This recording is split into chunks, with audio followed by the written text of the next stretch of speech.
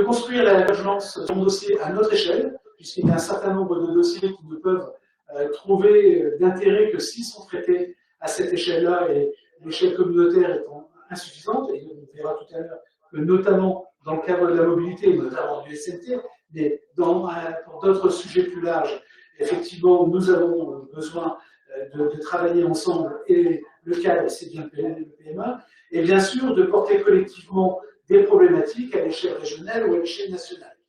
Donc, vous voyez, c'est un groupement qui sert avant tout à défendre des intérêts collectifs à l'échelle de notre bassin de vie, parce que je pense qu'il peut très bien s'identifier ainsi, qui est le pôle métropolitain de l'Artois, qui est, grosso modo, l'ancien bassin minier du Pas-de-Calais, auquel sont venues s'ajouter quelques communes du nord-ouest du bassin minier. Alors, le travail du pôle métropolitain est bien sûr un travail presque de lobbying à certains moments, hein, un travail de réflexion, mais pour alimenter cette réflexion, on a besoin justement de la participation du plus grand nombre.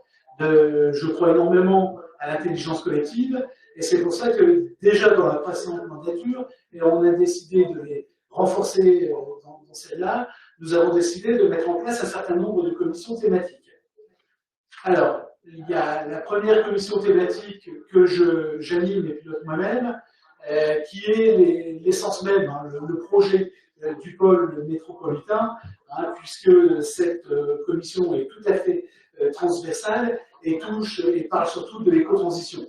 Donc, comment notre territoire, dans sa mutation, hein, peut être démonstrateur en matière d'éco-transition, et comment toutes nos politiques publiques peuvent converger vers cette volonté d'assumer une éco-transition la meilleure possible.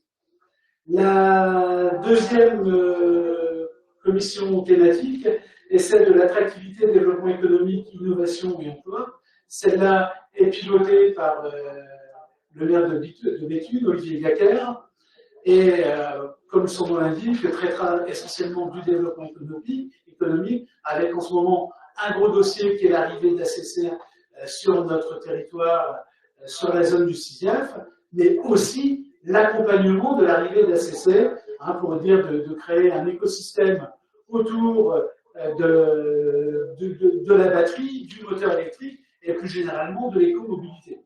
L'objectif étant à terme pour nous de nous identifier comme la vallée de la mobilité électrique. La troisième commission est là, est pilotée par Christophe Pilch, président de la CAC et maire de Courrières. Cette commission-là traitera de la chaîne des parcs. Donc là, c'est pareil, hein, c'est un dossier phare du pôle métropolitain. Toutes les communes et les 3 agglos et le département ont vraiment voulu qu'on transforme notre image et passer de l'archipel noir à l'archipel vert. Et la chaîne des parcs est bien sûr l'outil prioritaire qui va y concourir. Ensuite, nous allons avoir une commission santé, qui elle sera pilotée par Bernard Sarvinski, vice-président de la CAC et maire de Drancourt. Commission santé, donc je ne vais pas vous rappeler les besoins du territoire en termes de santé, avec des problématiques qu'on retrouve de façon identique sur les 3 communautés d'agglo, mais avec aussi un nouvel outil qui arrive, qui sera l'hôpital de Lens, avec la volonté de développer la e-santé, hein, la télémédecine, et donc effectivement un certain nombre de pistes à explorer à l'échelle des 3 communautés d'agglo et à accompagner en cela par le département du Pas-de-Calais. Ensuite, il y aura une commission pilotée par Nadine Lefebvre, conseillère déléguée de la Cavalère et maire de Beuvry, qui traitera de l'aménagement et du développement urbain. Là aussi, une préoccupation importante pour nos territoires. La commission culture et participation des habitants sera pilotée, comme lors de la précédente mandature, par Nathalie Delbar, conseillère départementale du Béthunois. Et puis donc, bien sûr, pour la dernière commission, celle qui nous anime aujourd'hui et qui sera animée par Laurent Duporge, premier vice-président de la CAD et surtout président du SNT. Hein, donc cette commission de mobilité et des enclèvements qui a là également la capacité à travailler des sujets, parce que je vous dis, On n'est pas là pour faire de la redondance. Donc, on ne va pas refaire ce que le SNT fait déjà. Ça n'a aucun intérêt. Mais par contre, il y a un certain nombre de sujets majeurs en matière de SNT, en matière de mobilité, qui ne peuvent pas être traités aujourd'hui par le SNT parce que ce n'est pas dans leurs compétences, et qu'à l'échelle du PME, nous pourrons traiter, et on en parlera tout à l'heure, bien notamment le développement du transport par voie ferrée, hein, et qui doit également être au cœur de nos réflexions. Donc vous voyez, donc ces commissions, on les veut très ouvertes, le plus ouvertes possible. Donc sont invités bien sûr tous les conseillers communautaires des 3 communautés d'agglo, mais aussi les maires de toutes les communes. Et puis si quelqu'un veut s'y faire représenter, ça ne pose pas de problème, il peut y participer.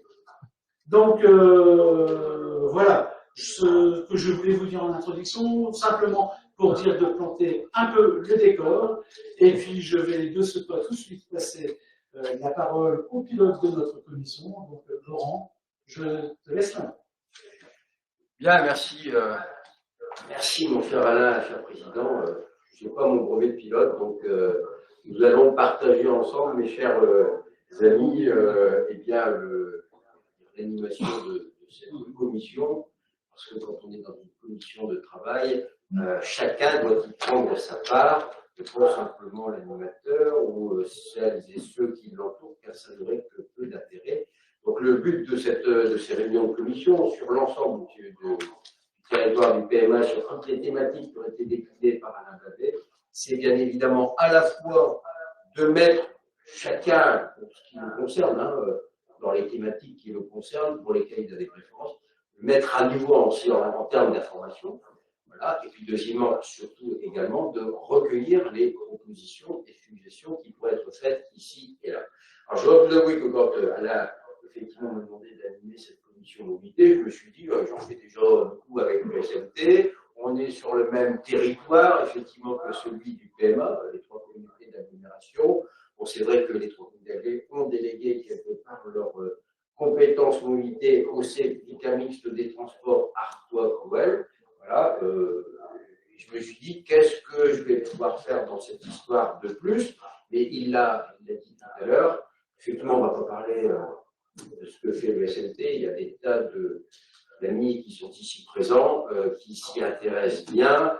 Il y a des vice-présidents qui sont là, je vois Alain Duroy qui était là, voilà, il y a là. Il y a des animateurs aussi de commission, là, Pierre Ferré, enfin bref.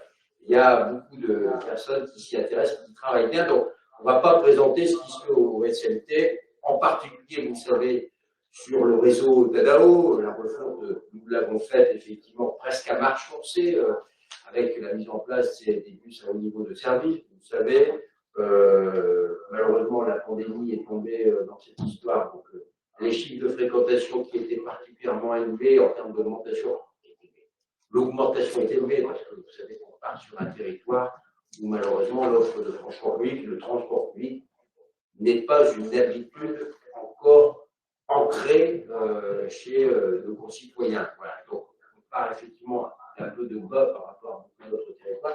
Et donc, forcément, les augmentations, les chiffres d'augmentation, ils étaient très forts, très élevés. Et tant mieux, ça veut dire que quelque part, ça répond aussi à un besoin. Ça veut dire aussi que quand on améliore l'offre, eh bien, forcément, eh bien, les gens viennent, tout simplement, et ils répondent présent. Donc, je ne vais pas vous parler de cela, je ne vais pas vous parler non plus. Il faut savoir, par exemple, qu'avec un système, un bus, vous ne savez pas, avec un billet Tadao, sur les 3 comités d'agglo, vous prenez le train gratuit, le TER gratuit. Vous montez dans le train, votre billet Tadao vous donne accès effectivement au train. Et il faut savoir d'ailleurs que 60% aujourd'hui des trajets TER se font avec un billet Tadao. On ne le dit pas, mais voilà, ça a bien marché, ça marche super bien. Voilà, et donc c'est ce qu'on appelle l'offre tarifaire intégrée. Voilà, c'est quelque chose qui fonctionne très bien. Alors tout n'est pas vraiment bien fait, tout est encore amendable. Et d'ailleurs, en permanence, le réseau s'adapte. D'ailleurs, récemment, vous avez eu des adaptations. Certaines lignes ont été supprimées, certaines d'autres lignes, les horaires ont été changés, modifiés, d'autres lignes ont été renforcées, en particulier les lignes scolaires. Bref, voilà, un réseau, ça s'adapte en permanence. Et c'est pour ça que c'est important d'avoir tout ça, le comité syndical des transports d'Artois-Crouel. Il y a des administrateurs, des conseillers qui sont pleinement présents et prennent leur part dans le fonctionnement du syndicat. Bon. Mais au-delà de ce que fait le syndicat des transports, il y a aujourd'hui presque, il va me le confirmer Mathieu, je crois qu'aujourd'hui, il y a 40% des transports qui ne se font pas au sein même du territoire, mais qui se font à l'extérieur du territoire. Donc ça veut dire que, évidemment, c'est plus sur ces questions-là, effectivement, que l'on va engager la réflexion au sein du PMA. On va beaucoup parler de train aujourd'hui, voilà. On pourra parler peut-être, pourquoi pas demain, de transport fluvial, de transport routier, bref, de tas de choses, voilà, qui sont importantes à l'échelle de notre territoire. C'est vous, d'ailleurs, je compte sur vous, quelque part aussi, pour définir les ordres du jour de ce que peuvent être les réunions de commission, effectivement, mobilité. Voilà, c'est donc quelque chose que je souhaite faire avec. Qu'est-ce que je peux également vous dire? Moi, je pense tout simplement qu'en matière de mobilité, c'est une attente très forte. Voilà, on le voit bien, à chaque fois qu'on aborde les questions de mobilité, c'est une attente très forte de nos populations. Et il y a encore beaucoup de choses à faire, je le dis, nous en sommes au début de ce que doit être la révolution de ce territoire. Comment on va le faire? Comment, pour bien le faire d'abord, mes chers amis, il faut d'abord savoir quelles sont les attentes de chacun. Et ensuite, quels sont aussi les moyens que l'on peut y accorder. Parce que c'est pas tout d'avoir des attentes, c'est pas tout de les exposer. Encore faut-il que derrière, il y ait une volonté politique, donc une volonté budgétaire qui suivent ces attentes-là. On va donc essayer de faire cela. Deuxièmement, je pense qu'il y a effectivement des enjeux de mobilité qui dépassent notre territoire. On va en aborder un ici, c'est effectivement le service express métropolitain, par exemple. Comment on fait pour exister sur des projets qui sont mis en œuvre, qui vont être mis en œuvre par d'autres, mais qui nous concernent? Est-ce qu'on regarde les trapassins, c'est une expression, ou est-ce qu'on est acteur du projet avec les accords qui sont les nôtres? Il y en a qui ne se gênent pas, hein, qui ne sont pas forcément des financeurs, mais qui imposent leur présence pour pouvoir dire, nous, attention, ce projet-là, on veut qu'il soit comme ça, comme ça, comme ça. Donc, on va aborder cette question-là. Je pense qu'il est important, effectivement, aussi que nous soyons présents. Et c'est bien plus important d'être présent avec les 3 comités d'agglo, au sein du périmètre du PMA, 650 000 habitants, suivez-moi du peu, on peut peser. Encore faut-il parler d'une seule voix. C'est aussi pour ça que c'est important que dans ces commissions, à l'issue de ces commissions, l'on ait effectivement des choses qui soient entendues et qui soient comprises et sur lesquelles on est tous d'accord. Parce que si un territoire parle d'une manière différente, il n'est pas écouté, il n'est pas entendu. Et donc c'est aussi ça, les réunions de commission comme celle du PMA, elles ont pour objectif de faire en sorte, je l'espère en tout cas, qu'on aboutisse à des objectifs, à des attentes communs, et qu'ensuite on aille les défendre tous ensemble. Et je peux vous assurer que quand on a une démarche politique comme celle-là, on est beaucoup plus fort, effectivement, face à celles et ceux qui, quelque part, détiennent les clés de la décision.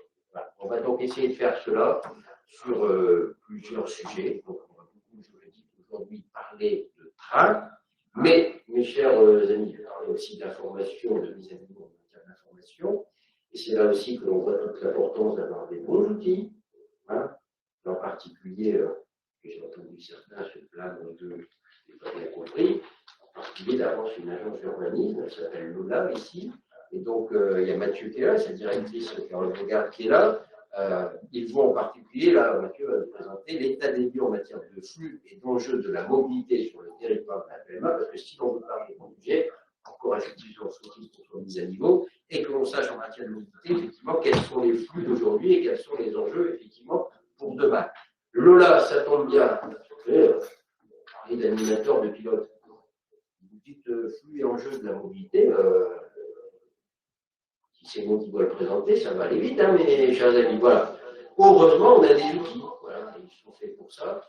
Et les outils, en plus, ils travaillent bien, vous allez le voir. Effectivement, ce sont des techniciens de haut volet, voilà, et ils vont vous donner eh bien, une analyse complète de la situation. Je leur remercie. Puis derrière, il y a également les techniciens du SMT. Ils vont faire un duo un peu à la Yves Moussi, Marie-Laure Aubry, Sauf que là, c'est quand tu arrives de gros. Vous savez, on est dans une autre époque. Alors, voilà, c'est comme ça. Et donc, ils vont nous faire un petit duo, là, également, pour nous présenter, effectivement, ensuite, eh bien, le projet de service export métropolitain sur les points de lillois. Voilà, mes chers amis. Et donc, je le dis, surtout, ici, on est en commission, tout le monde participe. Il n'y a que des bonnes idées. Merci à vous, et on y va. Merci, Président. Vous me dites, est-ce que vous m'entendez bien? Vous avez le masque? Donc, ce que je vous propose, c'est de vous donner quelques éléments, quelques chiffres globaux, et puis après faire un focus notamment sur tous les enjeux liés à la mobilité interurbaine, pour introduire notamment la présentation ensuite de Quentin Benoît, qui portera plus spécifiquement sur les enjeux liés au ferroviaire. Alors, est-ce que ça marche? Hop, je vais faire en cliquant. Voilà. Oui, alors peut-être juste pour quelques grands chiffres, pour positionner un peu les enjeux. Donc le territoire du SNT Artois-Gohelle, c'est un bassin de mobilité en soi, puisque ses habitants au quotidien réalisent quasiment 2,4 millions de déplacements, tout mode confondu et tout motif confondu. Donc ça fait à peu près 3,7 déplacements par jour et par personne. Donc, juste pour vous donner un petit élément de comparaison, c'est assez proche de ce qu'on observe sur la métropole lilloise.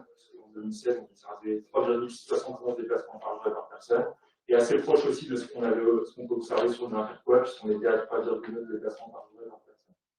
Donc, en termes de part modale, ce qu'il faut avoir en tête, c'est que à peu près 7 déplacements sur 10 sont réalisés donc, en voiture, soit en tant que conducteur, soit en tant que passager. On a un quart de la mobilité qui correspond à des déplacements piétons, et à peu près donc 4% des déplacements correspondent aux déplacements en transport en commun. Sachant que le vélo, ça représente à peu près entre 1 et 2% des déplacements des habitants. Les objectifs du plan de déplacement urbain, c'est de maintenir la part de la marche à pied à son niveau actuel, puisqu'elle est relativement élevée, de développer donc, la part des transports collectifs en la poussant à 7%, donc c'est notamment l'objectif du HNS et du nouveau réseau du SNT, on se dit à la fin de cet objectif. Et également d'accroître fortement l'usage du vélo, puisqu'on a un territoire qui se traite bien de par sa configuration. Donc, juste pour vous donner une idée aussi, pour resituer un peu ces parts modales, j'ai regardé avant la réunion les parts modales sur la MEV. Sur la MEV, du coup, la part des transports en commun est à peu près 18%. Donc, avec bien sûr une offre de transport en commun qui est assez différente. Par contre, pour le Dunkerquois, on était sur des parts modales pour les transports en commun qui sont assez similaires, puisqu'on est déjà plus de 5%. Voilà. Donc, ce qu'il faut avoir aussi à l'esprit, c'est que finalement, les déplacements en domicile-travail, c'est seulement une partie de la mobilité des habitants, puisque c'est environ 20% des déplacements. Mais ce qui est assez particulier que ces déplacements, c'est qu'ils ont un effet assez structurant pour les autres motifs, puisque on les chaîne souvent, par exemple, avec des pratiques d'achat ou avec d'autres usages. Et du coup, la problématique aussi spécifique de ces déplacements, c'est bien sûr leur concentration dans le temps au cours de la journée, puisque ils se concentrent principalement sur les heures de pointe du matin et du soir. Voilà. Alors, je vais passer tout de suite à la slide suivante. Donc, oui, ça c'était juste une petite carte en fait pour vous remontrer un petit peu comment s'organisent les flux sur le territoire. Donc, ce qu'il faut avoir à l'esprit, c'est que finalement, la mobilité du territoire est forcément, elle dépend forcément des offres de transport en commun, des réseaux routiers, etc. Et elle est aussi fortement le reflet finalement de leur nature territoriale et du tissu urbain, avec notamment des flux de proximité qui sont quand même importants, notamment au niveau des principales polarités urbaines, mais également entre ces polarités et du coup, la couronne périphérique ou périurbaine, comme on peut le voir sur cette carte. Donc, ce qu'il faut retenir, c'est qu'on a une mobilité qui est quand même relativement éclatée de par cette multipolarité du tissu urbain. Alors, je vais faire maintenant un petit focus sur les déplacements domicile-travail, puisque pour ces déplacements domicile-travail, on a des données régulières qu'on peut obtenir par le biais de l'INSEE. Là, ce que je vous propose, c'est de regarder un petit peu comment ont évolué les choses entre 2007 et 2017, donc sur une période d'à peu près 10 ans. Donc, ce qu'il faut avoir à l'esprit, c'est qu'il y a à peu près 225 000 actifs sur le territoire qui effectuent des déplacements domicile-travail. Ce qu'il faut avoir en tête, c'est qu'il y a à peu près 67% de ces actifs qui résident et travaillent sur le territoire. c'est pas négligeable. Mais pour autant, ce qu'on a remarqué, donc, en comparant donc, les deux recensements 2007, c'est que cette part avait tendance à diminuer, parce qu'elle était de 72% en 2007. Donc, ces deux chiffres, en fait, traduisent une tendance à un allongement des déplacements de domicile-travail, donc potentiellement un allongement aussi des temps de parcours pour les actifs. Donc, ce qu'il faut avoir en tête aussi, du coup, c'est qu'on a à peu près 74 000 actifs, donc 33% finalement des actifs, qui sortent au quotidien du territoire, contre 28% en 2007. Donc, c'est pas négligeable, puisque c'est 11 000 actifs supplémentaires, finalement, qui sortent du territoire en même temps, avec du coup, les flux associés. Si on regarde un petit peu où vont du coup, ces actifs qui sortent du territoire. Alors, ce qui est assez marquant, c'est que finalement, les flux sont à la fois très polarisés, donc notamment vers la métropole européenne de Lille, qui représente 46% des flux sortants, vers la Rajoie, qui représente 14%, pardon, et vers le Jouésie, 10%, et en même temps relativement éclaté, puisque finalement, après, on est sur d'autres territoires qui, au mieux, représentent 5% les flux sortants. Donc à la fois polarisé, qui à la fois diffusé. Ce qu'il faut retenir aussi, c'est que du coup, quand on regarde les territoires qui apparaissent sur le graphique, c'est que 90% finalement des flux sortants se font vers des territoires limitrophes du territoire du SNP, Artois-Goël, de la métropolitain d'Artois. Alors si on s'intéresse maintenant au flux inverse, si je puis dire, donc les flux des actifs qui habitent en dehors de nos territoires et qui viennent quotidiennement travailler, ce qu'on voit, c'est qu'on retrouve à nouveau le trio de tête, métropole européenne de Lille, communauté urbaine d'Arras et d'Ouésie, qui représente à peu près 50% des flux entrants. Et ce qu'on voit, c'est que là, du coup, on a quand même, c'est un peu plus équilibré avec des points un peu plus importants des autres territoires limitrophes, que ce soit le pays de Saint-Omer, par exemple, ou encore le Terre Nord. Et ce qu'on voit, c'est qu'il y a 18%, en fait, les 18% autres, ça traduit le fait qu'il y a encore tout un tas d'autres territoires pour lesquels donc, il y a des flux qui sont émis et qui ne dépassent jamais finalement 1 à 2% des flux entrants. Donc on a quand même aussi à nouveau une certaine diversité finalement d'origine des flux entrants. Voilà. Donc forcément, beaucoup de flux entrants, des flux sortants aussi qui sont majeurs, notamment vers la métropole lilloise, ce qui forcément a un impact assez important sur les réseaux qui desservent nos territoires, notamment les réseaux routiers, qui ont tendance à être relativement saturés, notamment les réseaux structurants. Voilà, donc ça, c'était juste une carte aussi pour illustrer un peu le propos, qui montre qu'on voit bien que les flux du coup, internes au territoire et aux différentes agglos restent majoritaires. Hein. C'est l'épaisseur des flèches, finalement. Mais par contre, la couleur qui est plutôt bleue indique plutôt donc une tendance à une diminution de ces flux à l'intérieur des agglomérations. Et donc, à la fois un accroissement des flux entre les EPCI du syndicat mixte, mais également vers l'extérieur, finalement. Les constats qu'on peut faire à l'échelle du SNT, on les retrouve en général à l'échelle des agglomérations. Voilà. Donc, avec des croissances de flux qui sont quand même pas négligeables, puisque par exemple, les flux vers la métropole lilloise augmentent toujours de l'ordre de, pour les flux sortants, de 20 à 25%.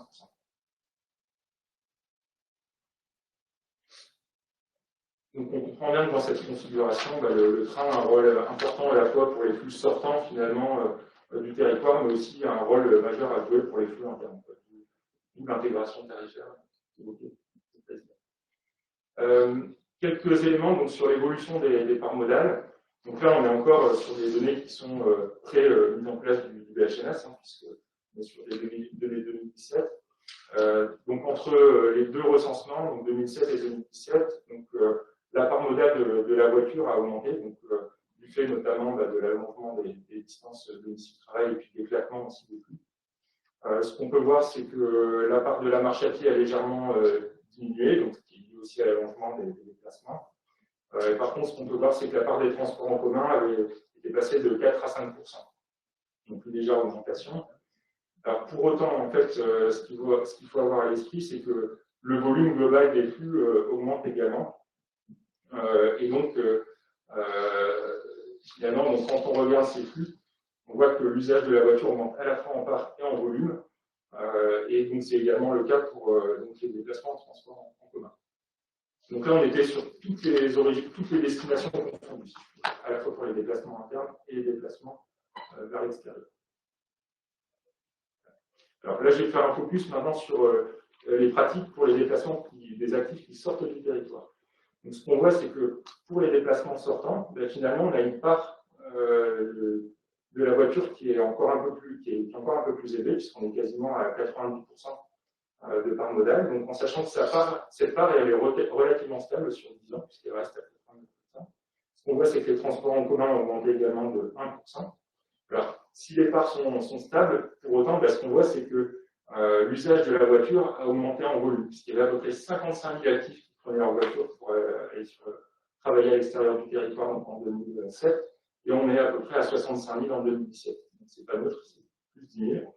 Et donc, l'usage des transports en commun, et donc en l'occurrence du train, c'est des déplacements sortants, donc qui progresse également, puisqu'on est passé d'à peu près 5 000 usagers à 6 900 usagers donc, sur ces 10 ans. Donc c'est pas neutre en termes de progression, mais du coup, donc une part modale donc, qui est stable pour la voiture, mais à relativiser si on raisonne en termes de volume. Alors, là j'ai fait un petit focus en fait sur les navettes, enfin les déplacements vers la métropole lilloise. Donc, comme je le disais tout à l'heure, la métropole lilloise a un poids assez important finalement dans les déplacements des actifs de notre territoire qui sortent du périmètre, parce que ça représente finalement à peu près un navetteur sur deux. Donc c'est pas négligeable puisque c'est plus de 23% donc, entre 2007 et 2017. Ce qu'il faut avoir à l'esprit aussi, c'est que dans le sens inverse, finalement, le territoire qui nous concerne, c'est également finalement quasiment 30%. Le périmètre du SNT et le pôle métropolitain de Vertois, c'est à peu près un tiers finalement des flux entrant dans la métropole lilloise. Donc, les déplacements entre notre territoire et la MES, c'est un vrai enjeu finalement dans la définition des offres ferroviaires à l'échelle régionale. Donc, ce qu'il faut avoir aussi à l'esprit, c'est que cette part des transports en commun a quand même bien augmenté, puisqu'elle est passée de 12 à 16%, ce qui représente 59% en volume. Mais du coup, ce qu'on peut voir, c'est que les flux, comme je le disais tout à l'heure, en voiture, ont continué d'augmenter, même si les parts ont diminué. Voilà. On est passé de 23 000 déplacements réalisés en voiture à peu près 28 000. Donc l'usage des transports en commun augmente, mais finalement, il ne suffit pas à endiguer finalement la croissance des flux routiers. Donc forcément, compte tenu de ce que je vous ai exposé, on a un réseau structurant routier qui est assez sollicité, voire très chargé. Juste pour vous donner une idée, donc, sur l'autoroute A1, on a à peu près 135 000 véhicules jour quand on est en limite du territoire, donc 250 000 quand on est vraiment en bord de ville. Il y a pas clairement qui potentiellement peut être sujet à la saturation. Il y a aussi la 21, donc au niveau de la courbe du Marais, on a près de 100 000 véhicules jour, donc c'est pas neutre, tant qu'on est sur une deux fois des voies. Et ce qu'on voit aussi, c'est que finalement, y compris pour la 26, qui a un trafic moindre et qui est peut-être moins dans une logique de liaison interne au territoire, on a quand même un usage plus important dans la traversée du territoire, puisqu'on a 10 000 véhicules jour en plus par rapport aux tronçons qui se trouvent de part et d'autre de notre périmètre. Et donc, ce qui est assez marquant, c'est que sur notre territoire, donc, on a des flux de voitures qui sont importants, mais aussi un trafic poids lourd qui est très important, y compris sur les axes saturés, puisqu'on a quasiment plus de 10% de parts de poids lourd sur les principaux axes de notre territoire. Mais on retrouve aussi des parts de trafic poids lourd relativement importantes sur des axes secondaires, notamment sur certaines routes départementales. Donc forcément, ça va de soi, donc il y a un impact à la fois en termes de nuisance, mais également en termes d'attractivité potentiellement si on est en situation de congestion. Donc là, c'est juste un petit extrait en fait du modèle de trafic qu'on est en train de travailler sur le corridor A21. Juste pour illustrer, du coup, j'ai parlé beaucoup de chiffres donc, sur la journée finalement, je parlais des 100 000 véhicules jour sur l'autoroute A21. Là, c'est une vision finalement plutôt centrée sur les heures de pointe, et notamment sur l'heure de pointe du soir.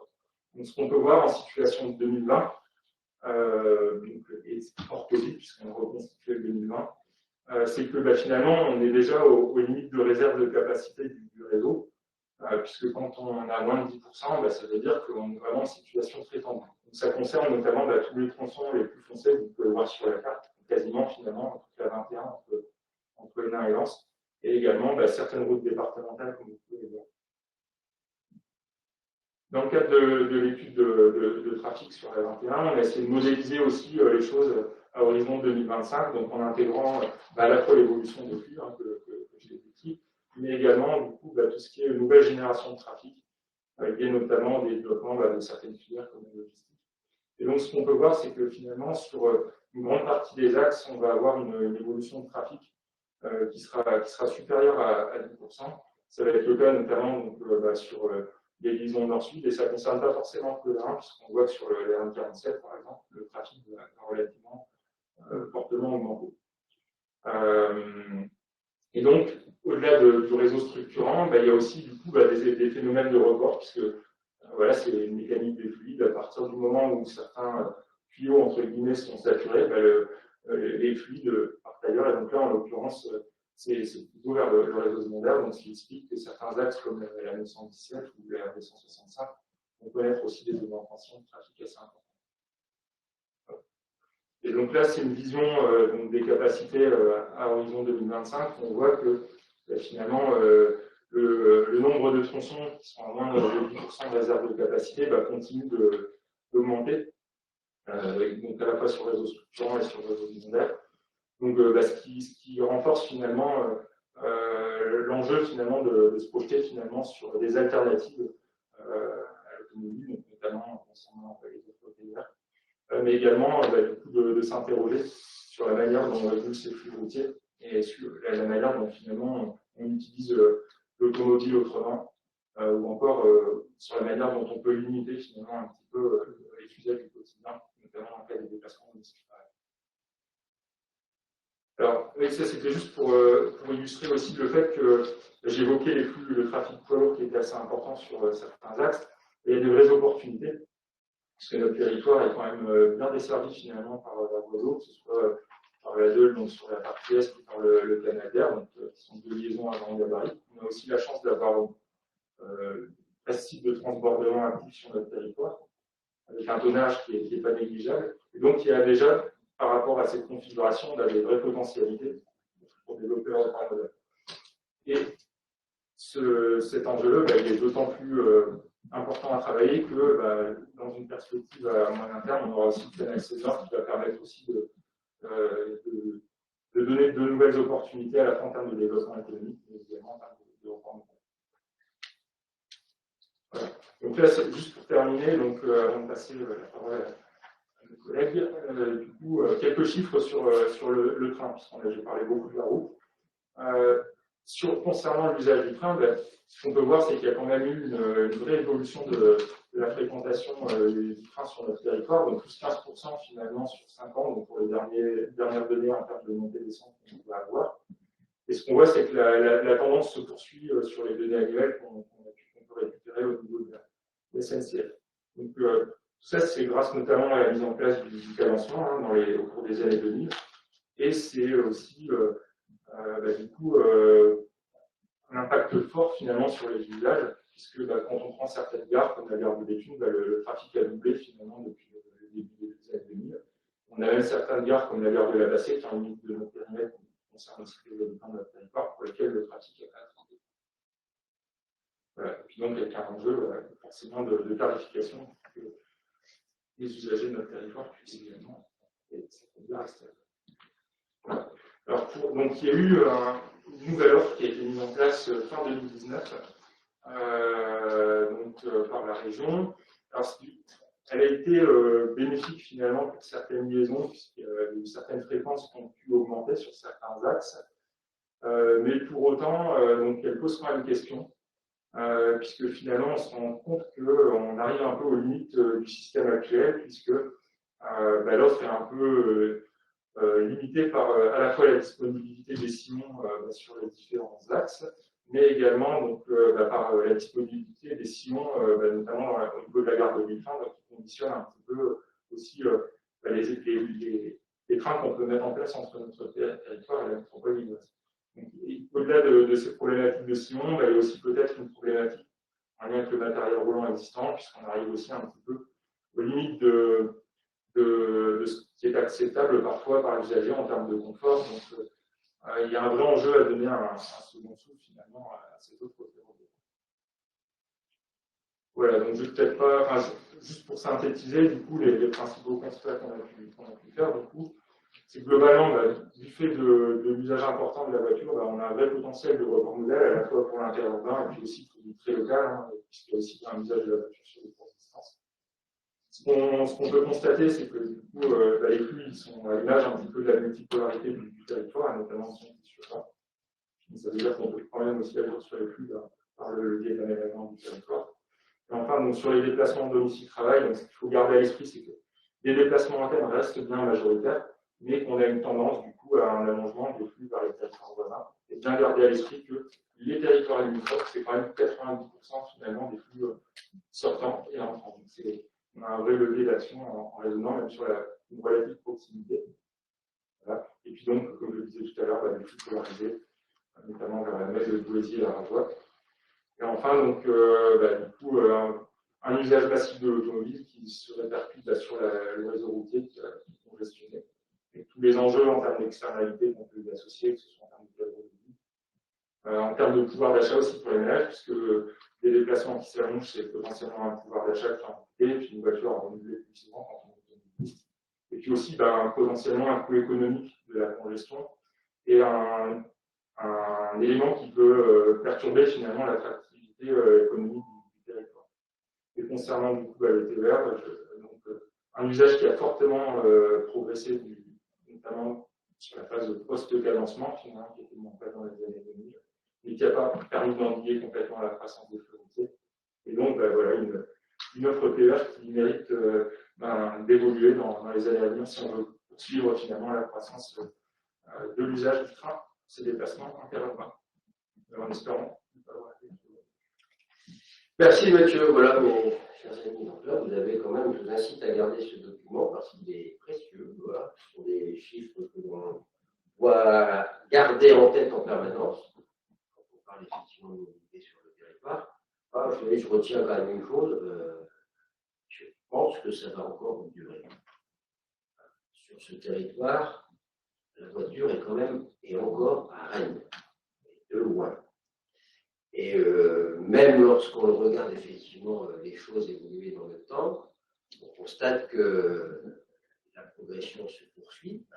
Effectivement, petit à petit, les autres modes de transport prennent leur part, mais il n'empêche que ça continue de progresser assez fortement. C'est-à-dire que l'usage de la voiture, malgré toutes les mesures qui sont mises en place, et tant mieux, parce que sinon, effectivement, la progression n'aurait été assurée que par l'automobile. Mais il n'empêche qu'aujourd'hui, il y a encore une forte progression, effectivement, des transports par la voiture, par l'automobile. Alors, je trouvais que l'automobile, c'est tellement un outil de liberté, ça vous conduit d'un point A à un point B sans avoir à changer quoi que ce soit. Bon, et ça, c'est un constat qu'il faut faire, c'est-à-dire que l'automobile est à Rennes, sa progression continue de se faire sur des chiffres, sur des pourcentages relativement importants, et donc, je pense que l'un des enjeux qu'il y a ici, c'est pas de dire on va supprimer l'automobile, je suis pas totalement aberrant, c'est d'essayer de faire en sorte, à mon avis, de réduire encore plus effectivement cette progression des déplacements d'automobile pour que cette progression des déplacements se fasse plutôt au bénéfice des transports collectifs et des autres modes de transport qui sont possibles effectivement sur ce territoire. Je pense que c'est là les enjeux. Puis deuxièmement, ça va permettre aussi de faire la transition avec ce qui va être présenté tout à l'heure. On voit bien quand même, mes chers collègues, que l'enjeu sur ce territoire en matière de déplacement, quand on parle des flux sortants et entrants, et surtout des flux sortants là, c'est comment améliorer effectivement les déplacements en direction de la métropole de l'île. Bon. La moitié des flux sortants, 46% de la moitié, en plus ça progresse, sont en direction effectivement de la métropole de l'île. Et aujourd'hui, mes chers collègues, même s'il y a une offre TER intéressante, je pense que c'est l'un des problèmes majeurs aussi de ce réseau, c'est qu'il est parfois obsolète sous-dimensionné. D'ailleurs, quelque part, on devrait peut-être prendre l'exemple de Biden aux États-Unis, puisqu'il a engagé 1900 milliards de dollars d'investissement sur les infrastructures. C'est peut-être ce qu'il faut faire, on va dire 1900 milliards de dollars, d'euros à en France. Ou alors, là, c'est merveilleux. Mais bon, ouais, je pense qu'il y a effectivement des investissements massifs à consentir sur le ferroviaire, parce que certaines infrastructures commencent à être vieillissantes. Oui, il nous faire une confidence. Hein. Je ne vais pas dire, mais c'est pour personne qui peut le dire. Bon, c'est aussi pas mal. Mais quelque part, il est correctif qu'il y a des étapes. Une fois, je m'en vais à l'Assemblée nationale, parce que pour le SMT, il fallait obtenir pour le passage ferroviaire, on avait des travaux à faire, des arrêts là, pendant 48 heures, etc. C'est très compliqué d'arrêter les trains pour obtenir ça de la CSL, je vous raconte pas, il faut se positionner plusieurs années. Alors, c'est quand même dans l'urgence. Puis il se trouve que j'arrive à avoir rendez-vous entre deux séances à l'Assemblée nationale, c'était un mercredi, en plus, lorsque c'était hier, avec Vidalis à l'époque. Et il me faisait la confidence qu'à l'époque, c'était donc il y a 4 ou 5 ans, si je me souviens, quand on prenait le train, il y avait quand même une certaine portion où il y avait quand même de gros risques, parce qu'il y avait véritablement des travaux d'importance et de sécurité qui n'avaient pas été entrepris et qui devaient être entrepris. Et je pense sincèrement qu'il y a certaines portions, effectivement, de notre réseau ferroviaire qui est plus qu'obsolète. Pierre Chéré, qui a été cheminot, conducteur, attention, profession noble, conducteur, eh bien, pourrait nous le dire, à mon avis, bien mieux que moi. Voilà, parce que lui, il a pu le vivre en direct. Je ne peux pas les faire, oui, donc, bref, en tout cas, même s'il y a le réseau TER qui peut être censuré, franchement, il y a là une obligation, effectivement, à améliorer les déplacements entre notre territoire et la métropole lilloise, entre la métropole lilloise et notre territoire. Je le dis pour nous, mais c'est pour eux aussi, hein. Parce que quand vous voyez qu'un tiers des flux entrants dans la métropole vient de nous, ça veut dire que c'est aussi majeur pour la métropole lilloise. Moi, je fais partie de ceux qui considèrent que plus on a une métropole forte, et mieux c'est pour le territoire. Voilà, on ne doit pas se combattre, on doit être dans une complémentarité, mais aussi dans un renforcement de l'un et de l'autre. Moi, je le dis sincèrement, ces vieilles querelles entre le Nord et le Pas-de-Calais, entre l'île et puis nous, doivent être, je l'ai mis au tiroir, classés dans les boîtes à souvenirs malheureux. Voilà, on doit effectivement travailler une complémentarité présente entre l'un et l'autre, parce que je suis persuadé que le renforcement de la métropole nous renforcera, et notre renforcement renforcera également la métropole. Voilà, c'est ce que je pense à ça. Et puis, deuxièmement, pour finir, quand on voit le constat qui est fait, il y a quand même l'urgence à intervenir.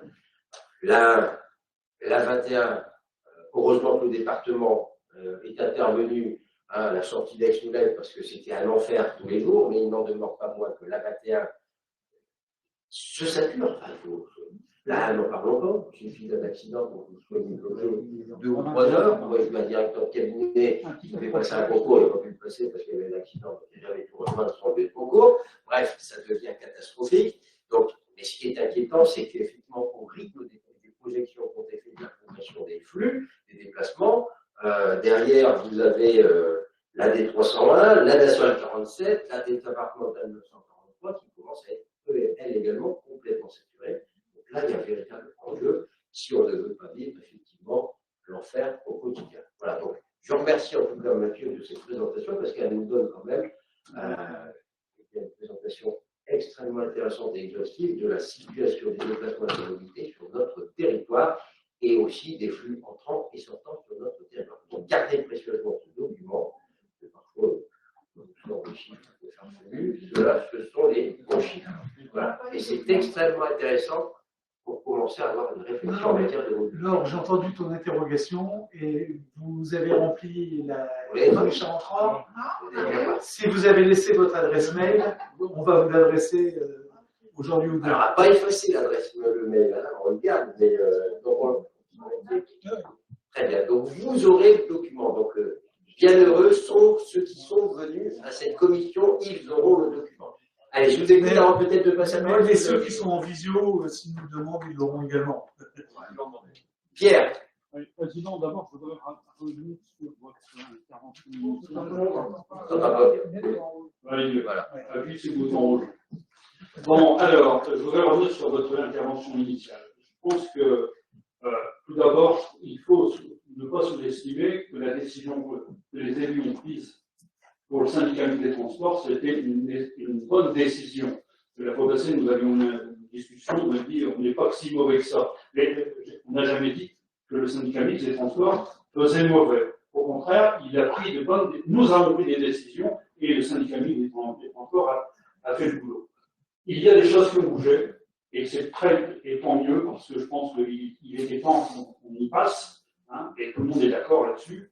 Et bien sûr, il y a des réalités, il y a des contradictions, il y a des choses qui bougent et qui vont encore bouger, vous l'avez dit.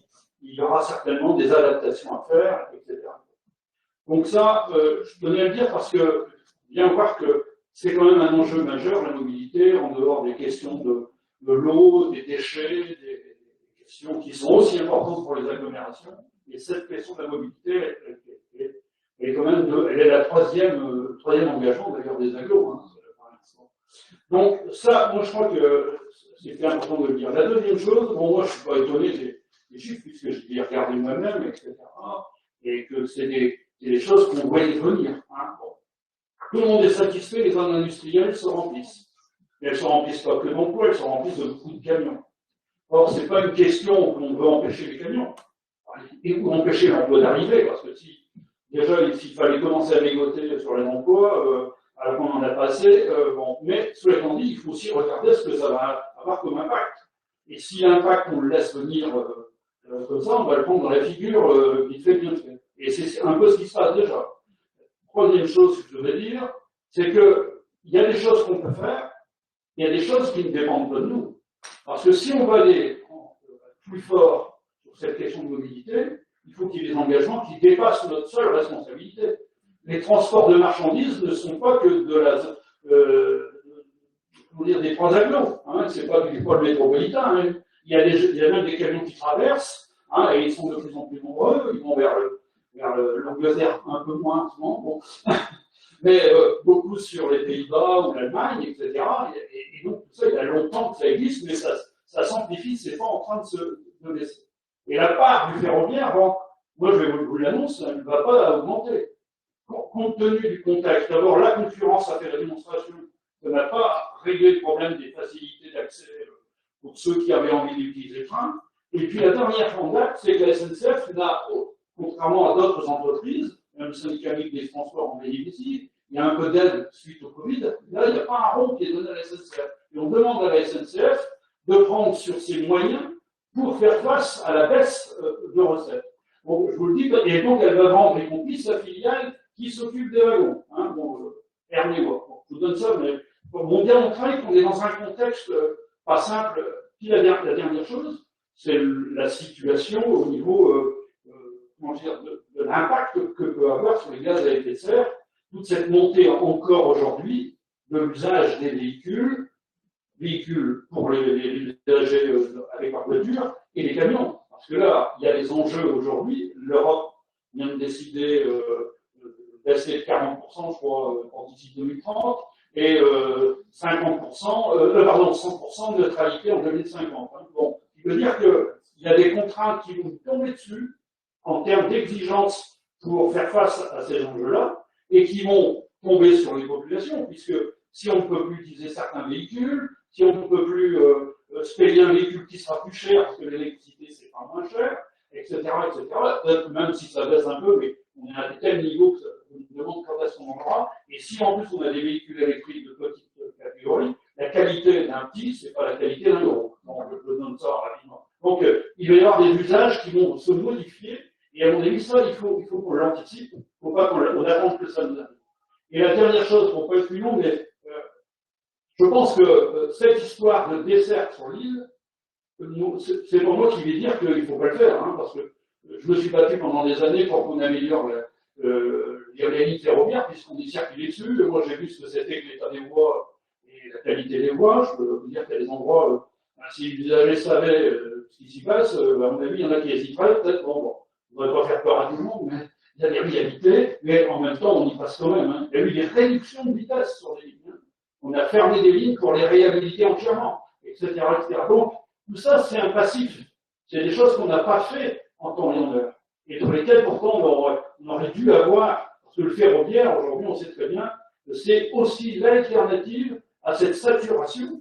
Et aujourd'hui, nous, on devrait s'intéresser à ce que pourrait être aussi la ligne qui va aller vers de Lille et la Rajoie, etc.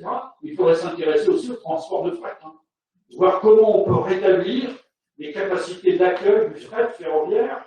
Et dans on a Dourges, mais je ne sais pas si vous avez remarqué, les Dourges, elles sont là. Donc on amène des camions, on renvoie des camions. Il y a peut-être aussi des opportunités pour nous de créer des conditions, des lieux d'emploi ferroviaires qui ont disparu et qui doivent être retrouvés, et même peut-être modernisés, j'en sais rien. Bon, voilà, peut-être une illusion, une utopie. C'est pour ça que je terminerai là-dessus. C'est qu'il n'y a pas que nous, il y a aussi le rôle donc, que l'on doit avoir en tant qu'élu d'alerter sur notre situation et que la région, mais aussi l'État, et voire peut-être l'Europe, au-delà, doivent aussi tenir compte de notre situation. Ce qu'on récupère de ce qui ne va plus se faire sur la mer, c'est pas rien. On est en train de gérer, on est l'arrière-cour de la mer. Donc il faut aussi qu'on tienne compte, il faut qu'on ait des financements d'État, qu'on se batte. Peut-être que vous avez raison, il faut le dire ensemble, il faut s'exprimer ensemble. Il faut se battre pour faire entendre ces choses-là. Et donc, le fait de faire cette rencontre, moi j'ai dit au directeur général de SNT, il y a une opportunité aujourd'hui. Les élus sont devenus plus sensibles aux questions de transport qu'il y a une certaine période. Avant, quand le syndicat des transports fonctionnait bien, or aujourd'hui on n'est plus dans cette situation. On a une possibilité et il faut se battre politiquement pour qu'on ait les moyens de faire en sorte que les gens circulent mieux, que leur santé soit respectée et que leur pouvoir d'achat leur permette justement d'aller au travail, d'aller à l'université et de le faire dans des bonnes conditions de sécurité. Je terminerai par là-dessus. Quand on prend le bus, quand on prend le train, on a le temps d'écouter son Walkman. Ah non, il y a des Walkman. On a le temps de lire, on a le temps de voir son journal, etc. Faites-le en voiture, vous verrez, lire le journal en voiture, vous voyez, c'est compliqué. J'en ai vu en voiture qui regardaient quand même leur téléphone. Bon, non, mais je suis complètement d'accord avec toi, Pierre, mais justement, c'est l'objet de. Moi, je pense que cette démarche politique, parce que là, ce dont tu parles, c'est une démarche politique sur effectivement des enjeux qui se posent, qui vont se poser, qui se posent déjà, qui vont se poser encore plus avec plus d'acuité dans les années futures.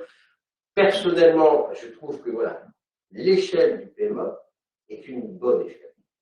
Le SNT, c'est compliqué parce que l'outil, la SNT, c'est un outil, c'est pas un outil politique. Le SNT, c'est un outil technique, un outil de mobilité. Et j'estime qu'un outil n'a pas à faire de la politique, d'autant plus qu'il est sur 3 territoires qui parfois ne partagent peut-être pas toujours les mêmes sensibilités. Les élus ne partagent pas toujours les mêmes sensibilités. Un outil, c'est un outil, je me dis toujours, il est au service des territoires et des élus dans leur diversité.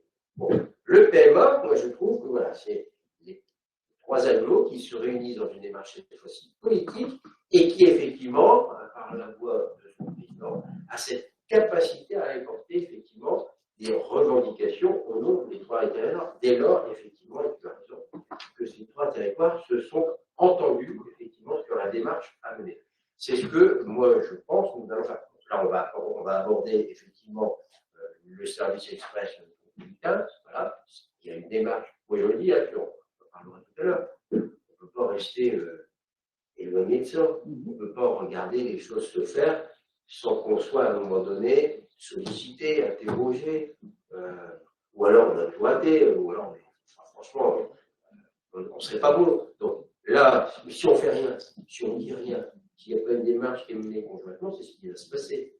Et donc, voilà, moi je trouve que ces commissions, le PMA, il va avoir ce rôle-là d'alerter effectivement celles et ceux qui sont dans cette problématique, de prendre en compte effectivement nos problématiques à nous. Mais c'est aujourd'hui, par exemple, et ça peut être sur le transport fluvial. Je pense que là, n'oubliez pas quand même qu'il y a le canal Seine-Nord qui va se faire. Donc là, il y a des choses effectivement à mener. Tu as parlé des transports de marchandises, effectivement, c'est une donnée essentielle. Il y a des fils de camions aujourd'hui sur la 1, mais aujourd'hui, mais également sur la 21 ou sur la 26. C'est juste pas possible, quoi. Il va falloir effectivement quelque part la sécher. Sur la voiture, je pense que sur le coût environnemental, c'est quelque chose qui ne va plus se poser dans l'avenir, je pense. Moi, on m'a encore dit récemment, j'étais un concessionnaire automobile, 2030, les moteurs thermiques, c'est fini. Fini. C'est terminé. Bon, et donc on va être sur l'électrique. Et après l'électrique, on sait déjà que c'est effectivement la voiture à hydrogène qui va être développée et que le transit de l'électrique ne sera qu'une transition. Mais passer d'une saturation de moteur essence à une saturation de moteur électrique. Après, il y aura le problème de. Les saturations vont rester. Il y aura sur les voitures électriques, il y aura le problème de quand même, il faut augmenter. Et puis surtout, il faudra aussi traiter les batteries. Bon. Et puis, après, je répète, on sera sur le l'hydrogène, c'est pareil. Il faut faire des choses aussi. Il n'y a pas de solution miracle, de toute façon, en matière d'énergie, il faut bien la produire. Allez, le stade du débat me permet un petit peu d'intervenir en tant que maire d'une commune rurale, qui est Estevel, 2200 habitants, mais sans usagers à Tadao, donc qui utilisent beaucoup de bus, parce que, évidemment, ça permet de rapprocher nos citoyens des services. Je voudrais vous remercier, hein, messieurs les présidents, hein, M. Lanové, Laurent Duporche, pour avoir organisé cette réunion tellement importante pour notre territoire, et puis aussi les services, autant du PMO, du SNT que de l'OLOP, pour nous apporter les éclairages. Alors j'ai noté beaucoup de choses, mais à ce stade, les questions peut-être que je me pose, c'est par rapport à ce qui a été évoqué sur l'utilisation de la voiture, peut-être que notre territoire, avec sa multipolarité, entraîne évidemment peut-être un usage de la voiture plus important que dans d'autres métropoles où les nœuds sont plus restreints. Donc il faut l'intégrer et il faudra qu'on soit évidemment tous ensemble pour éviter les luttes fratricides qui nous ramènent à une polarité individuelle, en particulier s'il s'agit de définir demain des itinéraires de desserte de trains régionaux. Et par rapport au combat qu'il faut mener par rapport à ça, mais il faudra revenir sur les différents types de modalités. Le train est évidemment aujourd'hui la question qui se pose, en tout cas l'efficience du transport du train, eh bien c'est de bien démontrer l'influence du pôle métropolitain de l'Artois sur le volume de transactions en termes de transport vis-à-vis de la métropole lilloise. Moi j'ai entendu, vous aviez Bertrand, que je respecte beaucoup hein, par rapport à son implication aussi sur le territoire, vous parlez il y a quelque temps de picartisation du réseau express régional. Je l'entends, évidemment, mais quelle est la part du transport entre Saint-Quentin, Louvain et Lille par rapport à celle qui existe des Thunes, Lens, Douai ou Arras? Et donc là, il y a une affirmation qu'il nous faut porter et on compte évidemment sur vous et sur nous pour pouvoir le faire. Voilà. Non, il y a, à moins qu'il y ait d'autres questions, notamment sur la problématique du transport en voiture, on va passer peut-être au sujet 2 et notamment sur le transport ferroviaire. Et puis après, moi, je reviendrai quand même parce qu'on dit qu'il faut des initiatives politiques, elles existent, et puis je vous les expliquerai un petit peu, puis je ferai un petit point sur l'endroit où nous en sommes aujourd'hui. Allez, maintenant c'est Benoît et Quentin. Quentin et Benoît. On va parler effectivement du train. On va vous faire avec moi un rapide focus sur. On va mettre sur le micro devant toi. Sur l'infrastructure ferroviaire aujourd'hui existante sur le territoire et au-delà, donc permettant d'accéder à la métropole de Lille. Ce qu'on peut voir sur la carte qui est portée à l'écran, c'est qu'aujourd'hui, le réseau ferroviaire sur le nord et le Calais est en fait un réseau en étoile pour la métropole lilloise, côté de cette branche, et que cette organisation de l'infrastructure ferroviaire permet, ça c'est l'avantage, des liaisons assez directes entre la métropole lilloise et puis les pôles urbains régionaux les plus importants, donc avec en conséquence des liaisons rapides, on verra après, entre ces différents pôles urbains et le pôle urbain de Lille, mais que en ce qui concerne les liaisons transversales, si on met à part effectivement des liaisons proches, par exemple entre des Thunes et Lens, commencer à Arras, mais qui essaie de s'éloigner un petit peu du métropolitain, de la métropole. Ça devient un peu plus compliqué pour le voyageur qui oblige de faire des correspondances.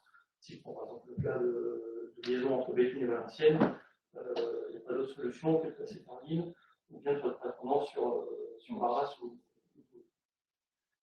Donc ça, c'était juste pour vous montrer d'où on part vraiment.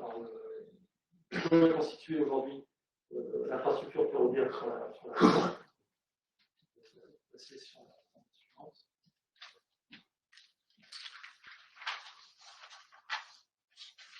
Aujourd'hui, comme je disais, avec cette organisation en étoile, on arrive à atteindre finalement des temps de parcours en train qui sont assez compétitifs par rapport à la voiture et au réseau routier. Nonobstant effectivement après les problèmes qu'évoquait Mathieu sur le confort un peu de qualité moyenne sur son trajet. Pour autant, voilà, on arrive avec l'infrastructure ferroviaire existante à être assez compétitif par rapport à la voiture. Par contre, dès qu'on essaie de faire des déplacements et essayer des correspondances, le fait de faire une correspondance dégrade fortement le temps de parcours. C'est le cas si vous voulez vous rendre d'Hénin-Beaumont à Arras ou de Béthune à Hénin-Beaumont.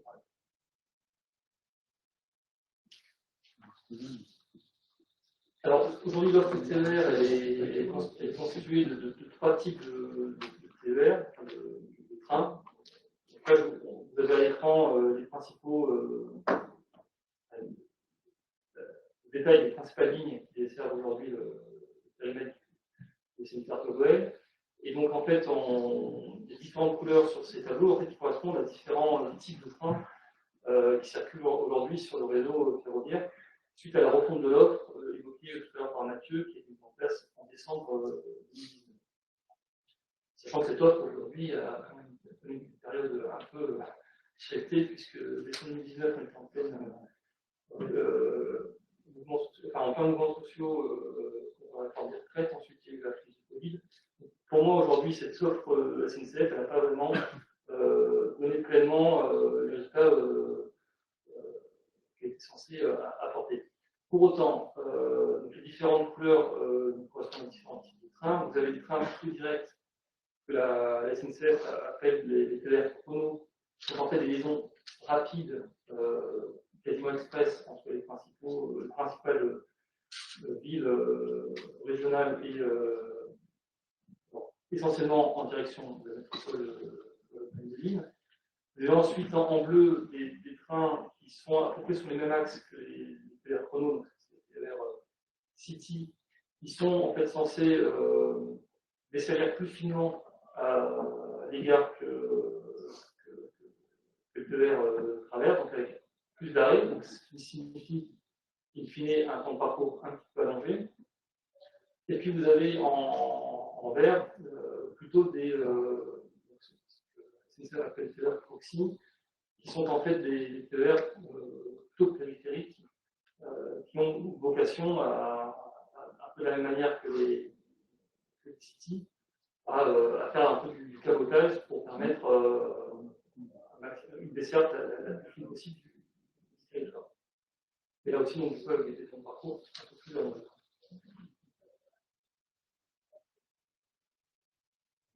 Alors, on va rapidement passer sur la carte de gauche, qui est en fait la liste des principaux points d'arrêt présents sur le territoire. On va essayer d'aller un petit peu sur la carte de Mathieu Hugo avec le niveau de fréquentation. On va effectivement plutôt s'attarder sur cette cartographie qui présente un petit peu ce que M. Chéré évoquait juste à l'instant. C'est-à-dire la complémentarité du réseau de bus avec le réseau ferroviaire, suite aux choix qui ont été faits plusieurs années par les élus du SNCF Artois-Gohelle, de mettre en place un ensemble de services, et notamment incarné par les bus à niveau de service, qui sont, comme vous pouvez voir sur la carte, fortement impliqués avec le réseau ferré.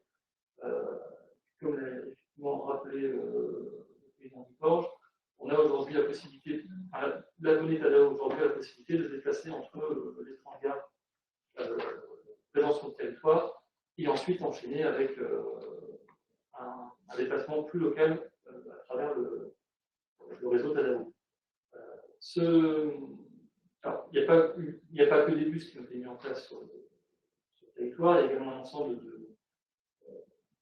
de points de vente à travers des distributeurs automatiques qui permettent de faciliter le parcours de l'usager, forcément obligé de passer par une boutique pour se procurer un titre. Il y a également des aménagements cyclables qui ont été, des équipements cyclables pardon, qui ont été mis en place et qui continuent d'être mis en place autour des principaux points de l'intermodalité pour justement fluidifier au maximum les correspondances et le passage d'un mode à un autre. Alors, je vais passer la parole à Benoît qui nous fasse un focus sur l'historique du réseau Express Grand Lille. Je vais dire merci Marie-Laure, oui, mais je vais dire merci Quentin. Donc le RER Hauts-de-France, effectivement, on l'a rappelé tout à l'heure, dans l'inconscient ou le conscient général, quand on parle d'embouteillage, on pense tout de suite à l'un le matin, et ce n'est pas un problème clairement neuf. Le problème a été évoqué dès janvier 2010 par Daniel Percheron, l'ancien président de région, lors de ses vœux, qui parlait d'un projet de désenclavement de cet axe. Donc il y a plus de 11 ans maintenant. En fin de cette même année 2010, on parlait d'un projet de tram-train, en fait, entre Seclin et Lille et entre Don et Lille, mais qui a été très vite remplacé par l'idée d'un RER, qu'on peut trouver en région parisienne, qui s'appelait à l'époque le RER Lille-Bassin-Minier. L'année suivante, en 2011, le projet n'a pas été retenu au titre du Grenelle de l'environnement. Un dossier a été déposé, mais le gouvernement n'a pas donné suite. Cependant, la région a débloqué 2 millions d'euros de financement pour des études sur le développement de cet axe.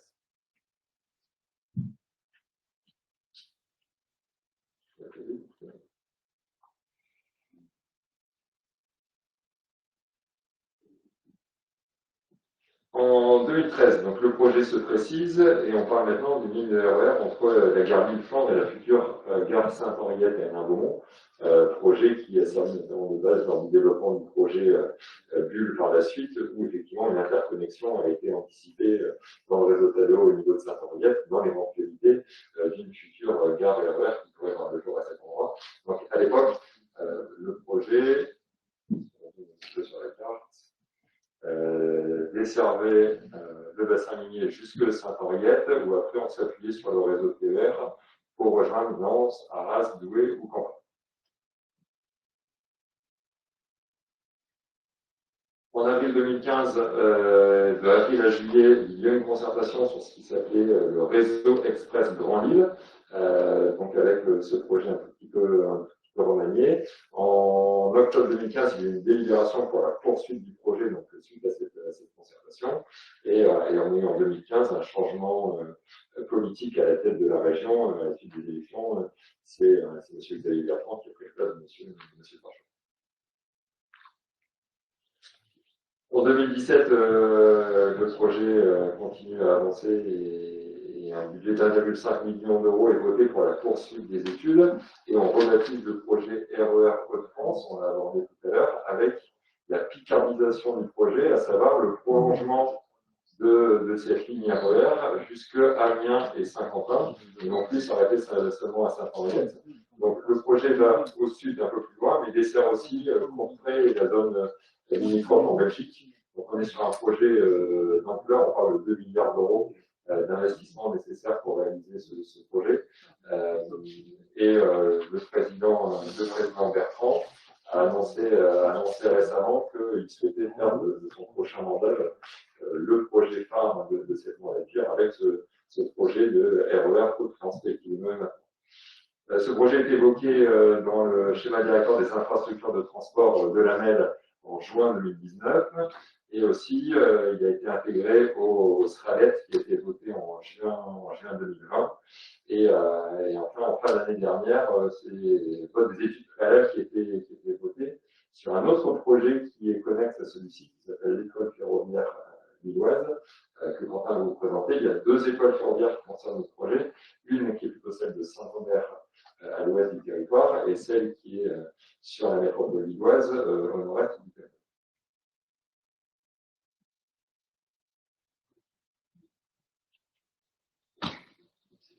Saint-Paul, Saint-Omer. Oui, alors ça c'est effectivement un point d'actualité important depuis plusieurs années. La liaison entre Béthune et Saint-Paul a été remplacée par une liaison routière. La liaison ferroviaire a été remplacée par une liaison routière. Effectivement, depuis lundi, suite à de lourds aménagements et investissements par la région, effectivement, le trafic a repris entre la gare de Saint-Paul et Béthune, ce qui, pour le territoire de Saint-Pierre implique que depuis lundi, les 3 gares qui sont celles de Pernes-Condin, Calonne, Récourt et puis Visamar ou Marie-Mine sont de nouveau desservis par le TER. Bonne nouvelle pour les habitants de ces villes sur le long de ce corridor, et également bonne nouvelle pour les ados qui retrouvent grâce à leur intégration sanitaire dans leur logement, la possibilité de reprendre le train sur ces gares. Mais effectivement, Benoît parlait donc du système espace métropolitain. Alors, peut-être pour reprendre un petit peu de recul, je peux juste revenir sur un élément de contexte encore avant.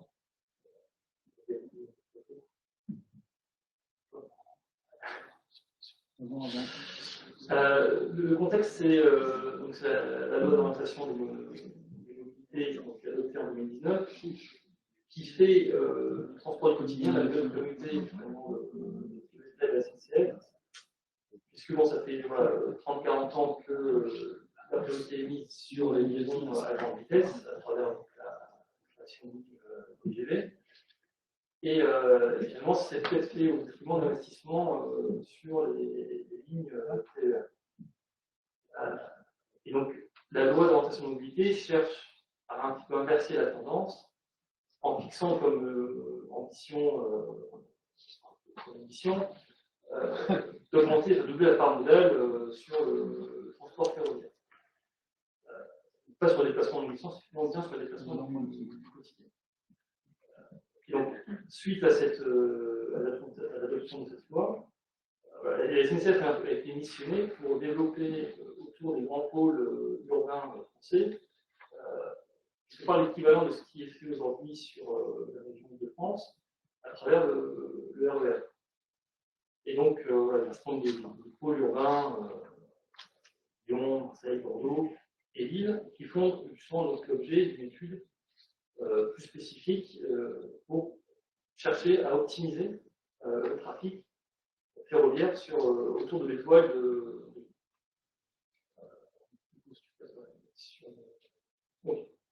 les principes d'un service express métropolitain, c'est des choses un petit peu théoriques que j'essaierai d'appliquer sur le cas de l'étoile ferroviaire de Lille, même si je n'ai pas la prétention de faire le rapport à la place de la SNCF. Mais en gros, les grands principes d'un service express métropolitain, c'est que finalement, on est sur des services qui circulent sur une grande amplitude en journée, sur des trains très tôt le matin et tard le soir pour vraiment couvrir le maximum de besoins de déplacement des populations actives, puisque en fait on se rend compte qu'il y a une part de plus en plus importante de personnes qui ont des horaires décalés. On est plus sur du 7h, 9h sur la fin du matin et sur forcément du 16h, 18h le soir.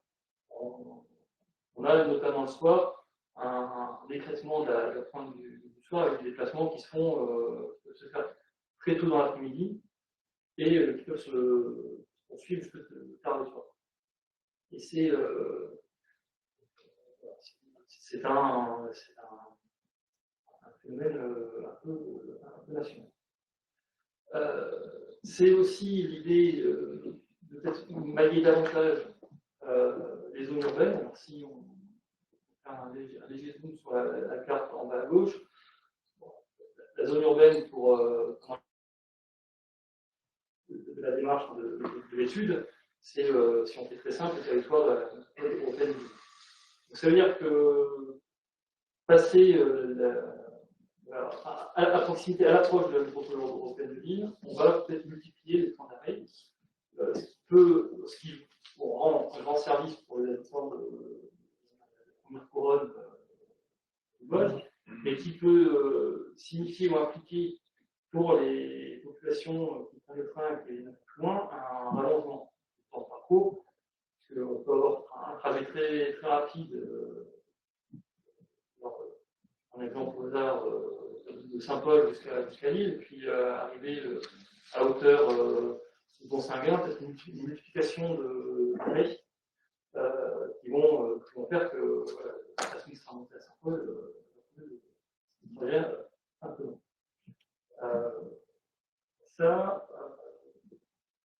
Donc, il y a aussi le fait de.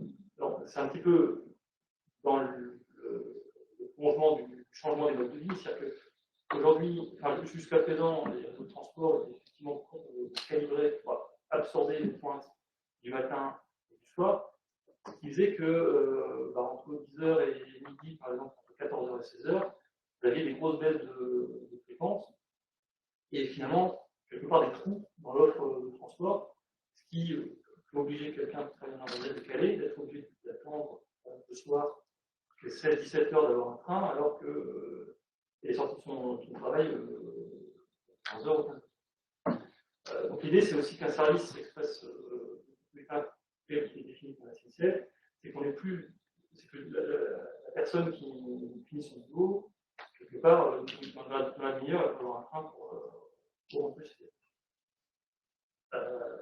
Et puis c'est également l'idée, ça c'est effectivement Mathieu l'évoquait un petit peu, c'est sur le matériel roulant. Aujourd'hui, on est vraiment sur des trains, alors même si les dernières générations de trains, quand on est à l'intérieur, on a un petit peu de mal à savoir si on est dans un RER ou si on est dans un train. Et finalement, pour qu'ils soient plus capacitaires, les places ont été réduites de façon davantage. Et finalement, le système d'expression métropolitain renforce ce phénomène de transport de train très capacitaire, avec la capacité aussi d'accélérer et de freiner de façon plus rapide, de manière à gagner du temps. C'est pour ça que j'ai fait, si tu reviens en arrière, j'ai fait un petit peu un parallèle avec ce que le territoire a fait, puisque je montre des initiales comme un VHNS sur rail, avec certains VHNS, c'est un tram sur roue, tout dépend le point de vue. Voilà ce que je peux vous dire. Alors, si on applique ça donc, au territoire lillois, et c'est effectivement ce qui était dit aujourd'hui sur une infrastructure qui est un petit peu limitée, puisque sur des actions des villes de voies, sauf à l'approche de l'île Flandre, la plupart des infrastructures sont en ville de voies, donc il est difficilement envisageable de faire rouler plus de bus sur un nombre de voies identique. Il y a des systèmes qui vont d'exploitation des trains qui permettent peut-être d'optimiser l'utilisation des sillons, en faisant rouler plusieurs trains sur un même sillon, tout en condition de respecter les distances de sécurité entre deux trains. Mais effectivement, mis à part une bonne infrastructure ou des investissements très lourds sur l'infrastructure existante, on voit mal comment on peut s'en sortir. C'est fini. Eh bien, ils ont fini.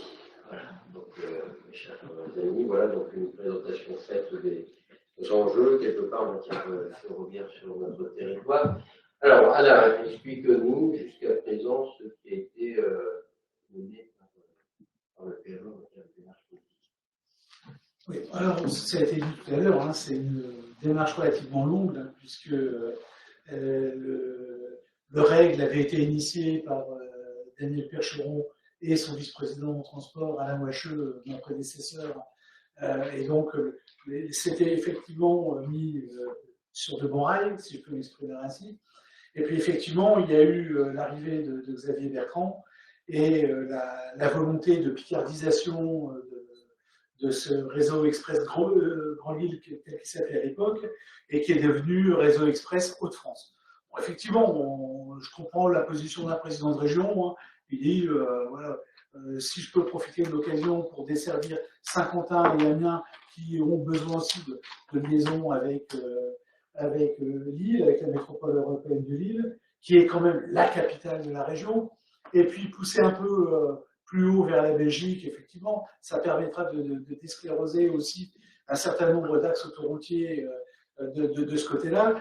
Mais grosso modo, on a eu l'impression que ça a permis surtout de gagner du temps et de ne pas faire avancer des choses pendant un certain nombre d'années. Alors effectivement, là, on est dans un moment quand même intéressant. Parfois, il y a des convergences et des concordances des temps qu'il faut savoir saisir. Effectivement, on a parlé de cette étoile métropolitaine. Effectivement, ce système en étoile qui veut être développé à la SNCF, c'est une opportunité à saisir. Pourquoi? Parce qu'effectivement, on voit tout de suite que la liaison entre le bassin minier et la métropole lilloise peut être directement impactée par un train beaucoup plus cadencé et beaucoup plus rapide entre le bassin minier et la métropole européenne de Lille. Et c'est d'ailleurs à ce titre-là qu'il y a une initiative commune qui a été portée. Tout à l'heure, Pierre, tu disais qu'il fallait que les élus du territoire soient unis sur ce dossier-là. Je peux dire qu'ils sont même unis bien au-delà du territoire, puisque nous avons commis un courrier commun, les deux présidents du pôle métropolitain de l'Artois et du pôle métropolitain de l'Artois-Dolésie, mais aussi co-signé par tous les présidents de communautés d'agglomération de ces deux pôles métropolitains. Donc, on voit qu'il y a vraiment une volonté politique forte de porter sur les fonds baptismaux ce réseau express Hauts-de-France. Et lors d'un temps de travail avec les élus du PMAD, la hache de guerre a été définitivement enterrée, puisque eux avaient un projet de gare au sud de leur territoire. Et là, bon, tout le monde s'est mis d'accord. S'il y a quelque chose à faire tout de suite, c'est effectivement ce réseau express Hauts-de-France sur lequel il va falloir travailler. Alors effectivement, en même temps, il y a des fonds qui sont mis à disposition pour faire des études, aussi bien autour de l'étoile qu'autour du REL. Maintenant, c'est charge à nous d'avoir la capacité politique d'intervenir. Parce que sur le premier sujet, on nous dit qu'on va nous interroger, on nous dit jamais, à aucun moment, qu'on va nous associer. Et donc là, politiquement, on a absolument besoin d'être toujours aussi unis pour dire non, nous on frappe à la porte, c'est pas pour rester sur le seuil, on veut rentrer dans la salle et se mettre autour de la table pour discuter. Il y a vraiment un gros boulot politique qu'il va falloir continuer collectivement. Le président de la région nous a répondu en disant que effectivement c'était à l'étude, qu'il y avait effectivement des sommes qui avaient été débloquées pour dire de lancer les études. Mais à l'échelle du PMA, une fois qu'on a parlé de ce problème-là, on est loin d'avoir tout résolu. Parce que, grosso modo, aujourd'hui, nous, sur le territoire du pôle métropolitain, on a deux jambes sur lesquelles il faut traiter. Il y a la jambe qui part au sud-est, et il y a une jambe qui doit partir du nord-ouest également. Parce que les problématiques de désenclavement du Béthunois et bien au-delà de la Flandre-Lys et jusque Saint-Omer ne seront pas résolues par notre gare Santariette. Donc il faut absolument réfléchir aussi à un moyen de transport en commun, ou tout au moins un moyen de transport performant entre le Béthunois et la métropole lilloise, parce que tout à l'heure ça a été dit, sur les infrastructures actuelles, on est déjà au taquet, et dire qu'on veut augmenter le transport en commun dans nos échanges avec la métropole européenne, avec les infrastructures actuelles, c'est rêver tout éveillé. Donc il y a ça. Et puis, on l'a vu aussi tout à l'heure, la problématique des transports à l'interne est tout aussi importante à résoudre pour nous, parce que la A21, tout à l'heure on parlait d'un accident, moi je dis il suffit d'un chien écrasé. Un chien écrasé sur la A21 à 7h30 le matin, vous avez 12 km de bouchon. C'est pas plus compliqué que ça. Donc, si on veut résoudre effectivement nos problématiques de mobilité sur le territoire, il faut parallèlement qu'on ait une réflexion sur l'arc sud qui partira du Béthunois et qui rejoindra la gare Saint-Ariel pour que les communications sur cet axe-là puissent se faire de façon efficace, efficiente et intéressante. Parce que globalement, de tout ce qu'on a dit depuis tout à l'heure, on veut développer du transport en commun. Aujourd'hui, on a un gros problème, effectivement, c'est sur la multimodalité. Aller à la gare, c'est bien, mais il faut y aller. Alors, ça veut dire que où on a un bus qui me permet d'y aller de façon intéressante et économique, ou je suis obligé de prendre ma bagnole, et dans ce cas-là, il faut déjà rajouter du temps pour aller à la gare, et puis l'utilisation de la voiture est à nouveau réactivée. Donc, il y a tout. En plus, on est sur un territoire vraiment atypique, et on est content de l'être, où le transport en commun est une vraie nécessité, mais où le transport en commun n'est absolument pas la réponse identique que celle qu'on peut apporter sur des secteurs hyper urbanisés. Quand un arrêt de bus dessert 2000 personnes dans une cité de banlieue, c'est pas du tout la même chose que quand un arrêt de bus va desservir 300 personnes à l'île d'Ilouette. Donc il faut que... tout hasard, bien sûr. Non, mais on a cette problématique-là où il faut absolument qu'on ait un service de transport en commun performant sur le territoire, mais qui ne rendra et qui ne pourra jamais avoir l'efficacité de ce qu'on peut avoir dans des zones hyper urbanisées. Donc il faut jongler entre tout cela, mais effectivement on a besoin d'une volonté collective portée politiquement au plus haut, et je pense qu'elle existe, on a démontré qu'on était en capacité de le faire. Il ne faut surtout pas lâcher le morceau, et puis, comme je le disais tout à l'heure, surtout exiger d'être à la table des négociations. Parce que tout le temps qu'on dira de loin, ouais, mais nous on voudrait, et on lèvera simplement le doigt, ça n'avancera pas beaucoup. Le jour où on sera à la table, effectivement, on pourra porter un peu plus loin les dossiers. Donc je vous dis, moi, à l'échelle du PMA, il y a vraiment ces trois problématiques qui sont... Mais on peut, et en plus, on ne peut pas les résoudre indifféremment. Saint-Henriette, ça va résoudre une partie le problème pour une partie de notre territoire. Le Béthunois, ce serait une autre partie du territoire. Et on a absolument des communications sur le reste. Alors après, bien sûr, on pourra reparler des problématiques de transport de camions, notamment, et l'utilisation du fluvial, c'est une chose sur laquelle il faut absolument qu'on se penche. On travaille notamment, on a... Des fois, c'est tout bête, hein, on a une réunion avec le directeur de l'usine ACC qui va s'installer à Douvrin, il y a de cela quelques mois, et on parle justement des problématiques du camion, etc. Et puis on leur dit, vous avez exploré la possibilité du fluvial? Et là, on a senti un grand vide. Hein. On a expliqué qu'effectivement, il y avait le port d'Anvers qui était directement accessible, le port de Dunkerque, et que le canal Seine-Nord, dès qu'il sera opérationnel, ça mettra tout le reste du sud de la France. Bon, voilà. Je ne dis pas du ferroviaire. Je ne dis pas du ferroviaire. Sa réponse a été très... Le ferroviaire, à la synthèse, je ne sais pas, tu étais là, à la synthèse? Non, j'étais pas là. On sent que... Mets ton micro, voilà, excuse-moi, mais à la synthèse, moi, c'est moi qui l'ai interpellé en disant que c'est bien d'être vertueux sur l'aspect futur véhicule propre, et puis à l'intérieur de l'entreprise, être exemplaire, etc. Mais entre ce qui rentre et ce qui sort, il va falloir aussi être exemplaire, parce qu'ici, on est déjà, on a tous une saturation qu'on a. Donc il faut aussi qu'ils nous aident à être, il faut qu'ils continuent à être vertueux aussi à l'extérieur, pas profiter uniquement des installations, des aménagements que nous on a fait. Il faut aussi qu'ils comprennent qu'ils rentrent dans un ensemble et que cet ensemble, il faut aussi qu'ils progressent avec la virtuosité qu'annonce le véhicule propre. Il y avait des interventions, là j'ai vu. Il y avait Je termine un petit mot sur le fluvial, et parce que tout à l'heure, on parlait des outils et on parlait d'outiller les élus. Et justement, on a des outils à utiliser qui nous permettent de tous nous outiller.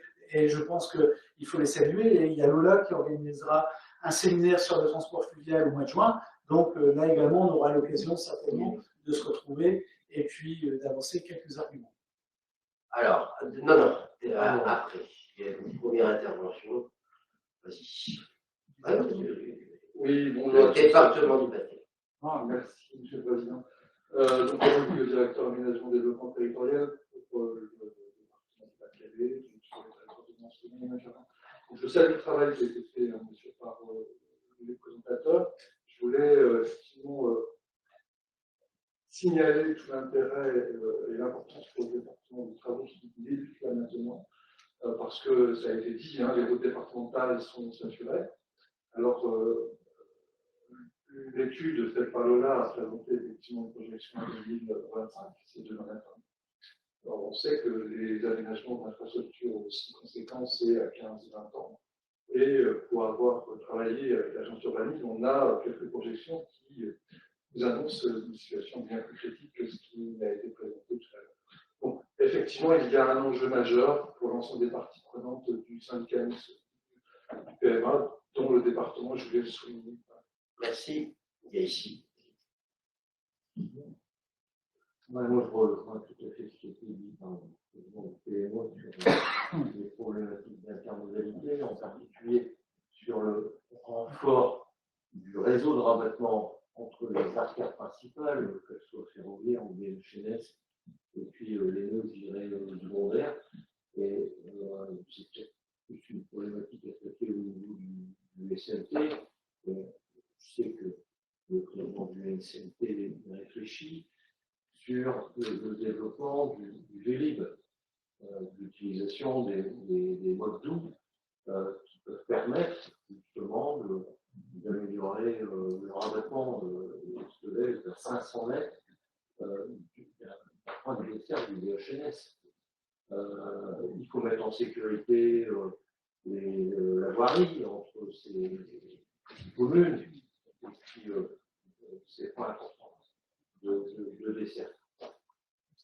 C'est un point. Et ensuite, peut-être une interrogation par rapport aux travaux du PMO, cette en relation avec la analyse de l'ARCO, c'est l'évaluation de l'impact du télétravail sur l'utilisation des modes de transport. Télétravail qui ont été largement amplifiés avec la crise sanitaire, malheureusement, qui les risques de s'installer dans les usages. Alors, on va intégrer ça aussi dans nos politiques pour demain. Quelle va être la part, je veux dire, dans l'usage des transports, du fait que certains vont rester plutôt chez eux à travailler à la maison. Voilà, c'est deux interrogations pour moi conclure, parce que je vais devoir vous laisser. Alors, sur le télétravail, il y a quand même déjà une première observation qui est faite. Hein. Ça a progressé par obligation liée au Covid, mais on observe quand même une chose, chers amis, c'est que rien ne remplace quand même la relation humaine et qu'on s'aperçoit très vite, effectivement, des limites quand même du télétravail. Donc, ça ne sera qu'une réponse très partielle, effectivement. Ça réduira peut-être, effectivement, partiellement l'augmentation actuellement, effectivement, de ce que l'on observe aujourd'hui en termes de déplacement.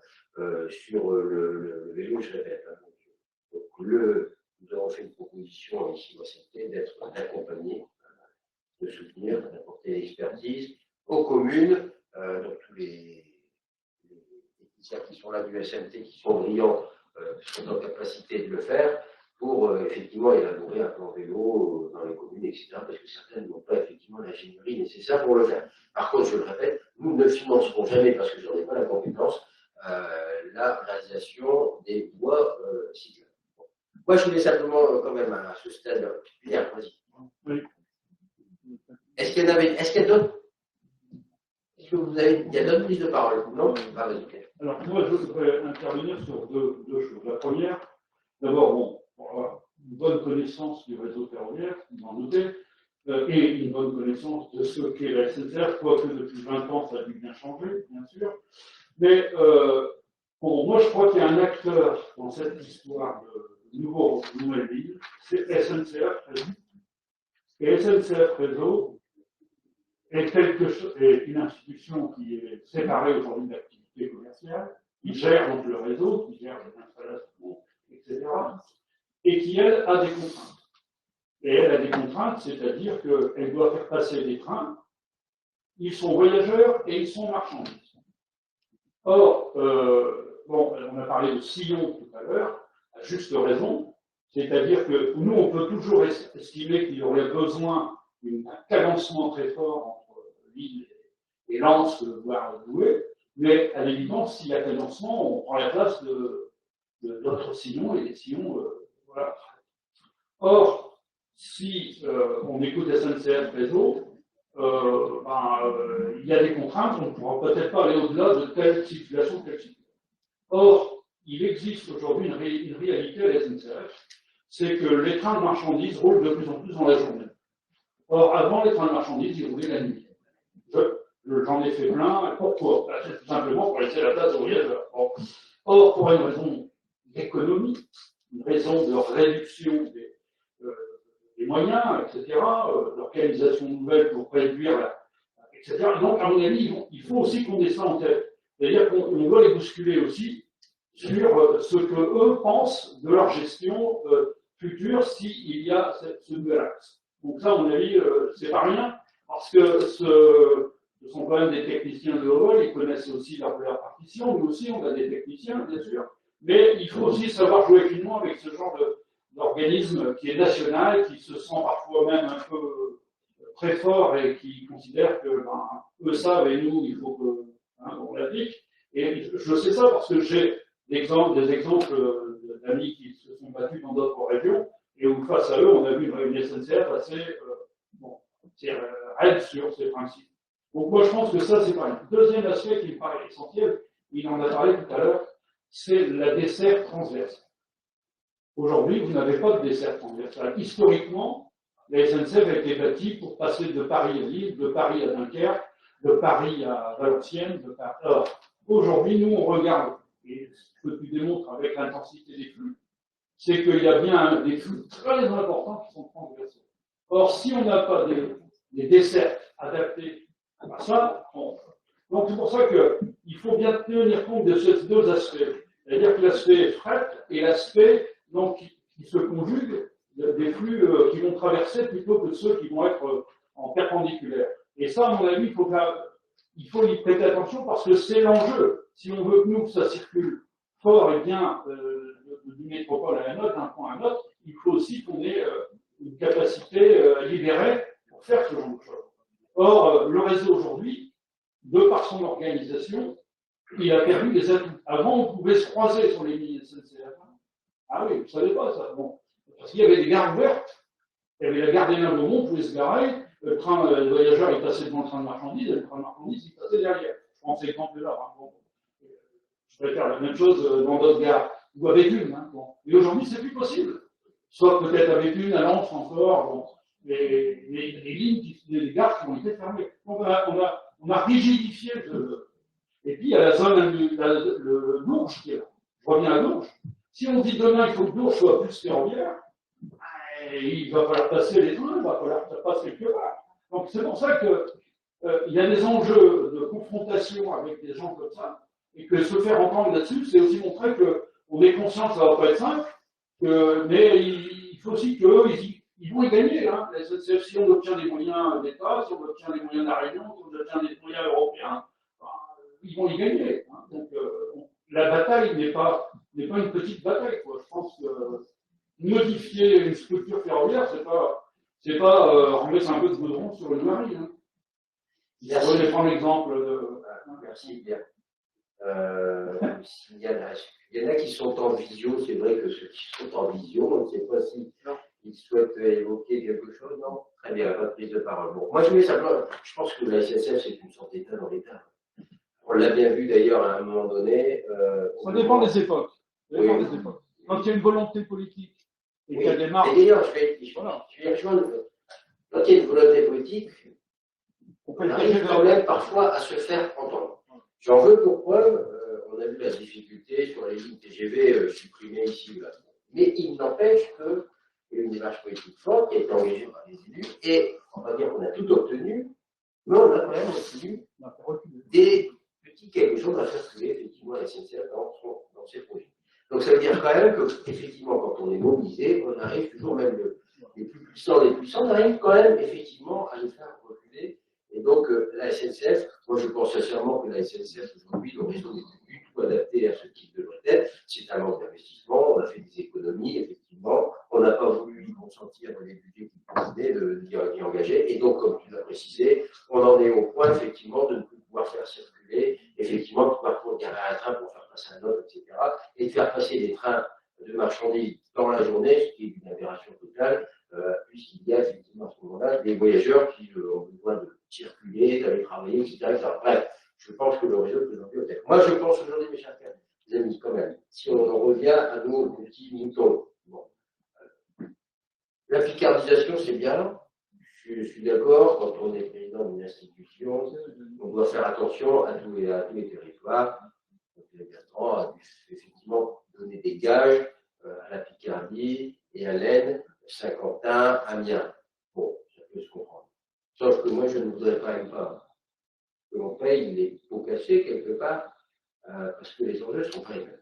Moi, je le dis, l'enjeu aujourd'hui, il n'est pas sur la desserte sur Amiens et Quentin en priorité, l'urgence, il est sur ce barreau entre effectivement le bassin minier et la métropole lilloise, et les chiffres qui nous ont été donnés le montrent bien. 2010, nous sommes en 2021, entre l'idée émise par Daniel Perchon et aujourd'hui, rien n'a avancé. 11 ans. Bon, je veux bien croire, en période électorale, effectivement, les engagements qui semblent être pris. Bon, et je pense sincèrement que chez les mains, il ne faut pas se contenter simplement effectivement d'engagements qui semblent être pris. Il faut véritablement que là, les choses s'enclenchent. Et donc, je le dis, je pense qu'il y a une démarche qui doit être engagée ensuite là pour dire que, on veut qu'elle s'enclenche, et pour qu'elle s'enclenche, de dire que nous souhaitons que les territoires en question souhaitent faire partie d'un comité de pilotage, d'un comité de statut, on va pas appeler ça, enfin bref, un organisme, un comité qui va être en charge, quelque part, d'engager les premières études, à partir des premières études, et bien, effectivement, on comprend ensuite dans l'opérationnalité, parce que entre le moment où on va commencer à faire les études et le moment où les premiers travaux vont être entrepris, il ne marche pas. Il va se replacer tout le temps. Si on attend encore 10 ans, on n'est pas prêt de donc, je pense sincèrement qu'aujourd'hui, on doit être dans l'exigence de dire, bon, ok, les engagements sont pris, mais maintenant qu'on souhaite passer à la phase quelque part, effectivement, d'entreprendre les choses, et qu'on souhaite qu'il y ait des comités de pilotage qui soient mis en place, et que, bien évidemment, notre territoire sur le PMA y soit dignement représenté. Voilà, je pense, cher Alain, que nous devons le faire à tout prix, tout comme on doit être associé dans la modernisation, sur des innovations qui doivent être entreprises aussi sur le niveau du TER régional, parce que je pense qu'il y a des choses qui sont largement à être améliorées, et je pense que nous devons là également être largement concertés, associés à ce qui peut être entrepris par la région. Voilà, mes chers amis, moi j'en ai terminé là dans mon analyse. Non, mais simplement, pour aller dans le même sens que toi, effectivement, là pour l'instant, le service express métropolitain, on parle d'études, on regarde du côté de la région pour le réseau express métropolitain, Hauts-de-France, mais je crois que dans tous les cas, partout, il faut qu'on soit à la table de négociation, il faut qu'on exige ça très fortement, mais il faut qu'on commence à exiger, parce que tu l'as dit, Laurent, 11 ans, on a l'impression quand même qu'on nous mène un petit peu par le bout du nez. Et je pense qu'aujourd'hui, on est en capacité de réclamer un calendrier. Et il faut qu'on nous donne des échéances, qu'on nous dise, voilà, on sait très bien que ça ne se fera pas du jour au lendemain et que notamment, s'il faut repercer en métropole lilloise, ça risque d'être terriblement compliqué. Mais on a besoin d'un calendrier. Et puis, donc, avec ce calendrier, un certain nombre d'échéances. Sinon, on n'arrivera pas à faire avancer les choses. Et la possibilité, c'est ce que je vous disais tout à l'heure, une bonne concordance des temps, le fait que tous les élus, puisque si on parle de la problématique générale du transport, on va se retrouver avec les élus du Douaisis, les élus de la Rajoie, les élus du bassin minier, les élus du Béthunois, des Flandres et même de l'Audomarois, à réclamer la même chose. Je pense qu'effectivement, on est suffisamment nombreux là pour pouvoir faire entendre notre voix. Donc, à nous de marquer les choses. Moi, je propose aussi, monsieur le pilote de la commission, peut-être que lors d'une prochaine commission, on pourrait inviter la SNCF, hein, pour dire que voilà, nous on a des exigences fortes, on voit qu'il y a beaucoup de tergiversations en face de nous, on veut y voir clair, et on veut des engagements mutuels. Ça vient dans la tergiversation. Voilà. Très bien. Madame Bogart, Monsieur Siro, vous avez des choses à rajouter? On les a pas entendus. Si vous permettez, Président. Imaginez les directrices, directeurs qui ne pourront pas entendre. Non, on a été très entendu à travers tout ce qui a été dit, donc ça va très bien. Non, simplement pour compléter ce qui a été dit par les deux présidents, il y a deux sujets. Il y a le RER Hauts-de-France, qui est un sujet effectivement qui commence à dater, qui a été picardisé, qui a été retransformé, sur lequel on nous annonce des énièmes études. Et puis il y a une autre étude qui est plus opérationnelle et qui est contemporaine, qui a été déclenchée, donc celle de l'étoile ferroviaire dite de Lille, qui a été déclenchée par la région, la MEL, comme Quentin l'a rappelé tout à l'heure dans le cadre de la loi l'Homme, et qui est financée donc par ces gens-là, et qui est financée également par la SNCF, et qui a été confiée à SNCF Réseau. Il me semble que la démarche politique proposée par les présidents pourrait aussi trouver là de quoi être immédiatement opérationnelle, puisque cette étude, au niveau du SMT, on a écrit à la MEL qui a à peine accusé réception de notre courrier. Le PMA a écrit à la région sur les trains ferroviaires en exprimant le souhait d'être autre chose que simplement, comme le disait Pierre tout à l'heure, l'arrière-cour de la métropole. Il semble qu'on a deux pieds. Alain Bavet tout à l'heure parlait des deux pieds pour entrer sur notre périmètre. Pour faire simple, quand on prend le train, rentrer par Béthune ou rentrer par Hénin-Lens, là, on a aussi la possibilité peut-être d'avoir deux leviers d'action, l'un sur le RER régional et l'autre sur cette étude d'étoile ferroviaire, parce qu'elle va forcément reprendre dans le cadre des trains du quotidien le plan pro, la démarche de RER Hauts-de-France. Merci, Monsieur Siron. Juste deux petites également, mais pas du tout sur le registre. Donc à la fois pour rebondir sur les propos du président du PMA sur effectivement le résultat de la restitution d'un travail qu'on a mené depuis 2-3 ans maintenant avec la navigation de France sur les potentialités de développement de la Guadeloupe dans la perspective du canal Seine-Europe. Effectivement, on vous invite évidemment à pouvoir participer à ce. On va essayer d'organiser ça sous le format d'un webinaire. Aujourd'hui, c'est un peu tendance, on n'a pas trop d'autres choix en même temps. Donc, sous format séminaire, webinaire à distance.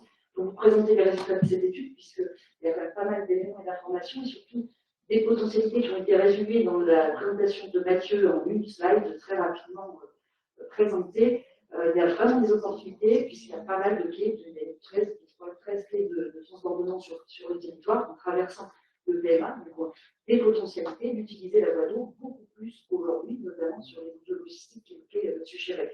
Et puis enfin, je rebondissais, mais M. Zabou est parti, sur la question de l'évolution et de l'impact du télétravail.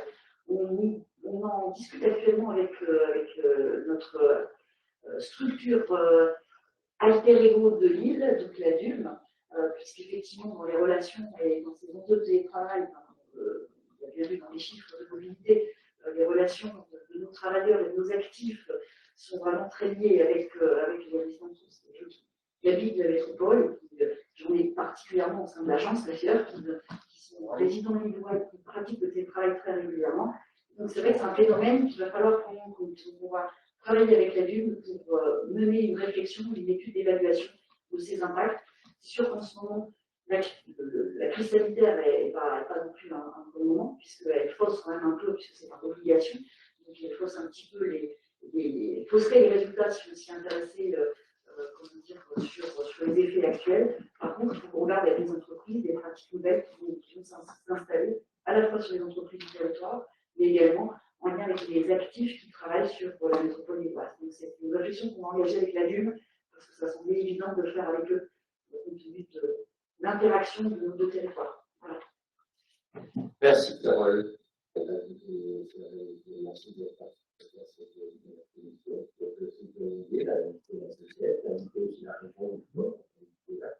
On va remercier nos intervenants, Mathieu, et puis Benoît et Quentin. Et on vous transmet le document. Ah, là, moi, je m'y engage, mais là, maintenant, c'est dans les mains du directeur. Si vous l'avez pas, c'est de sa faute. Hein. Voilà, ce ne sera pas de notre faute.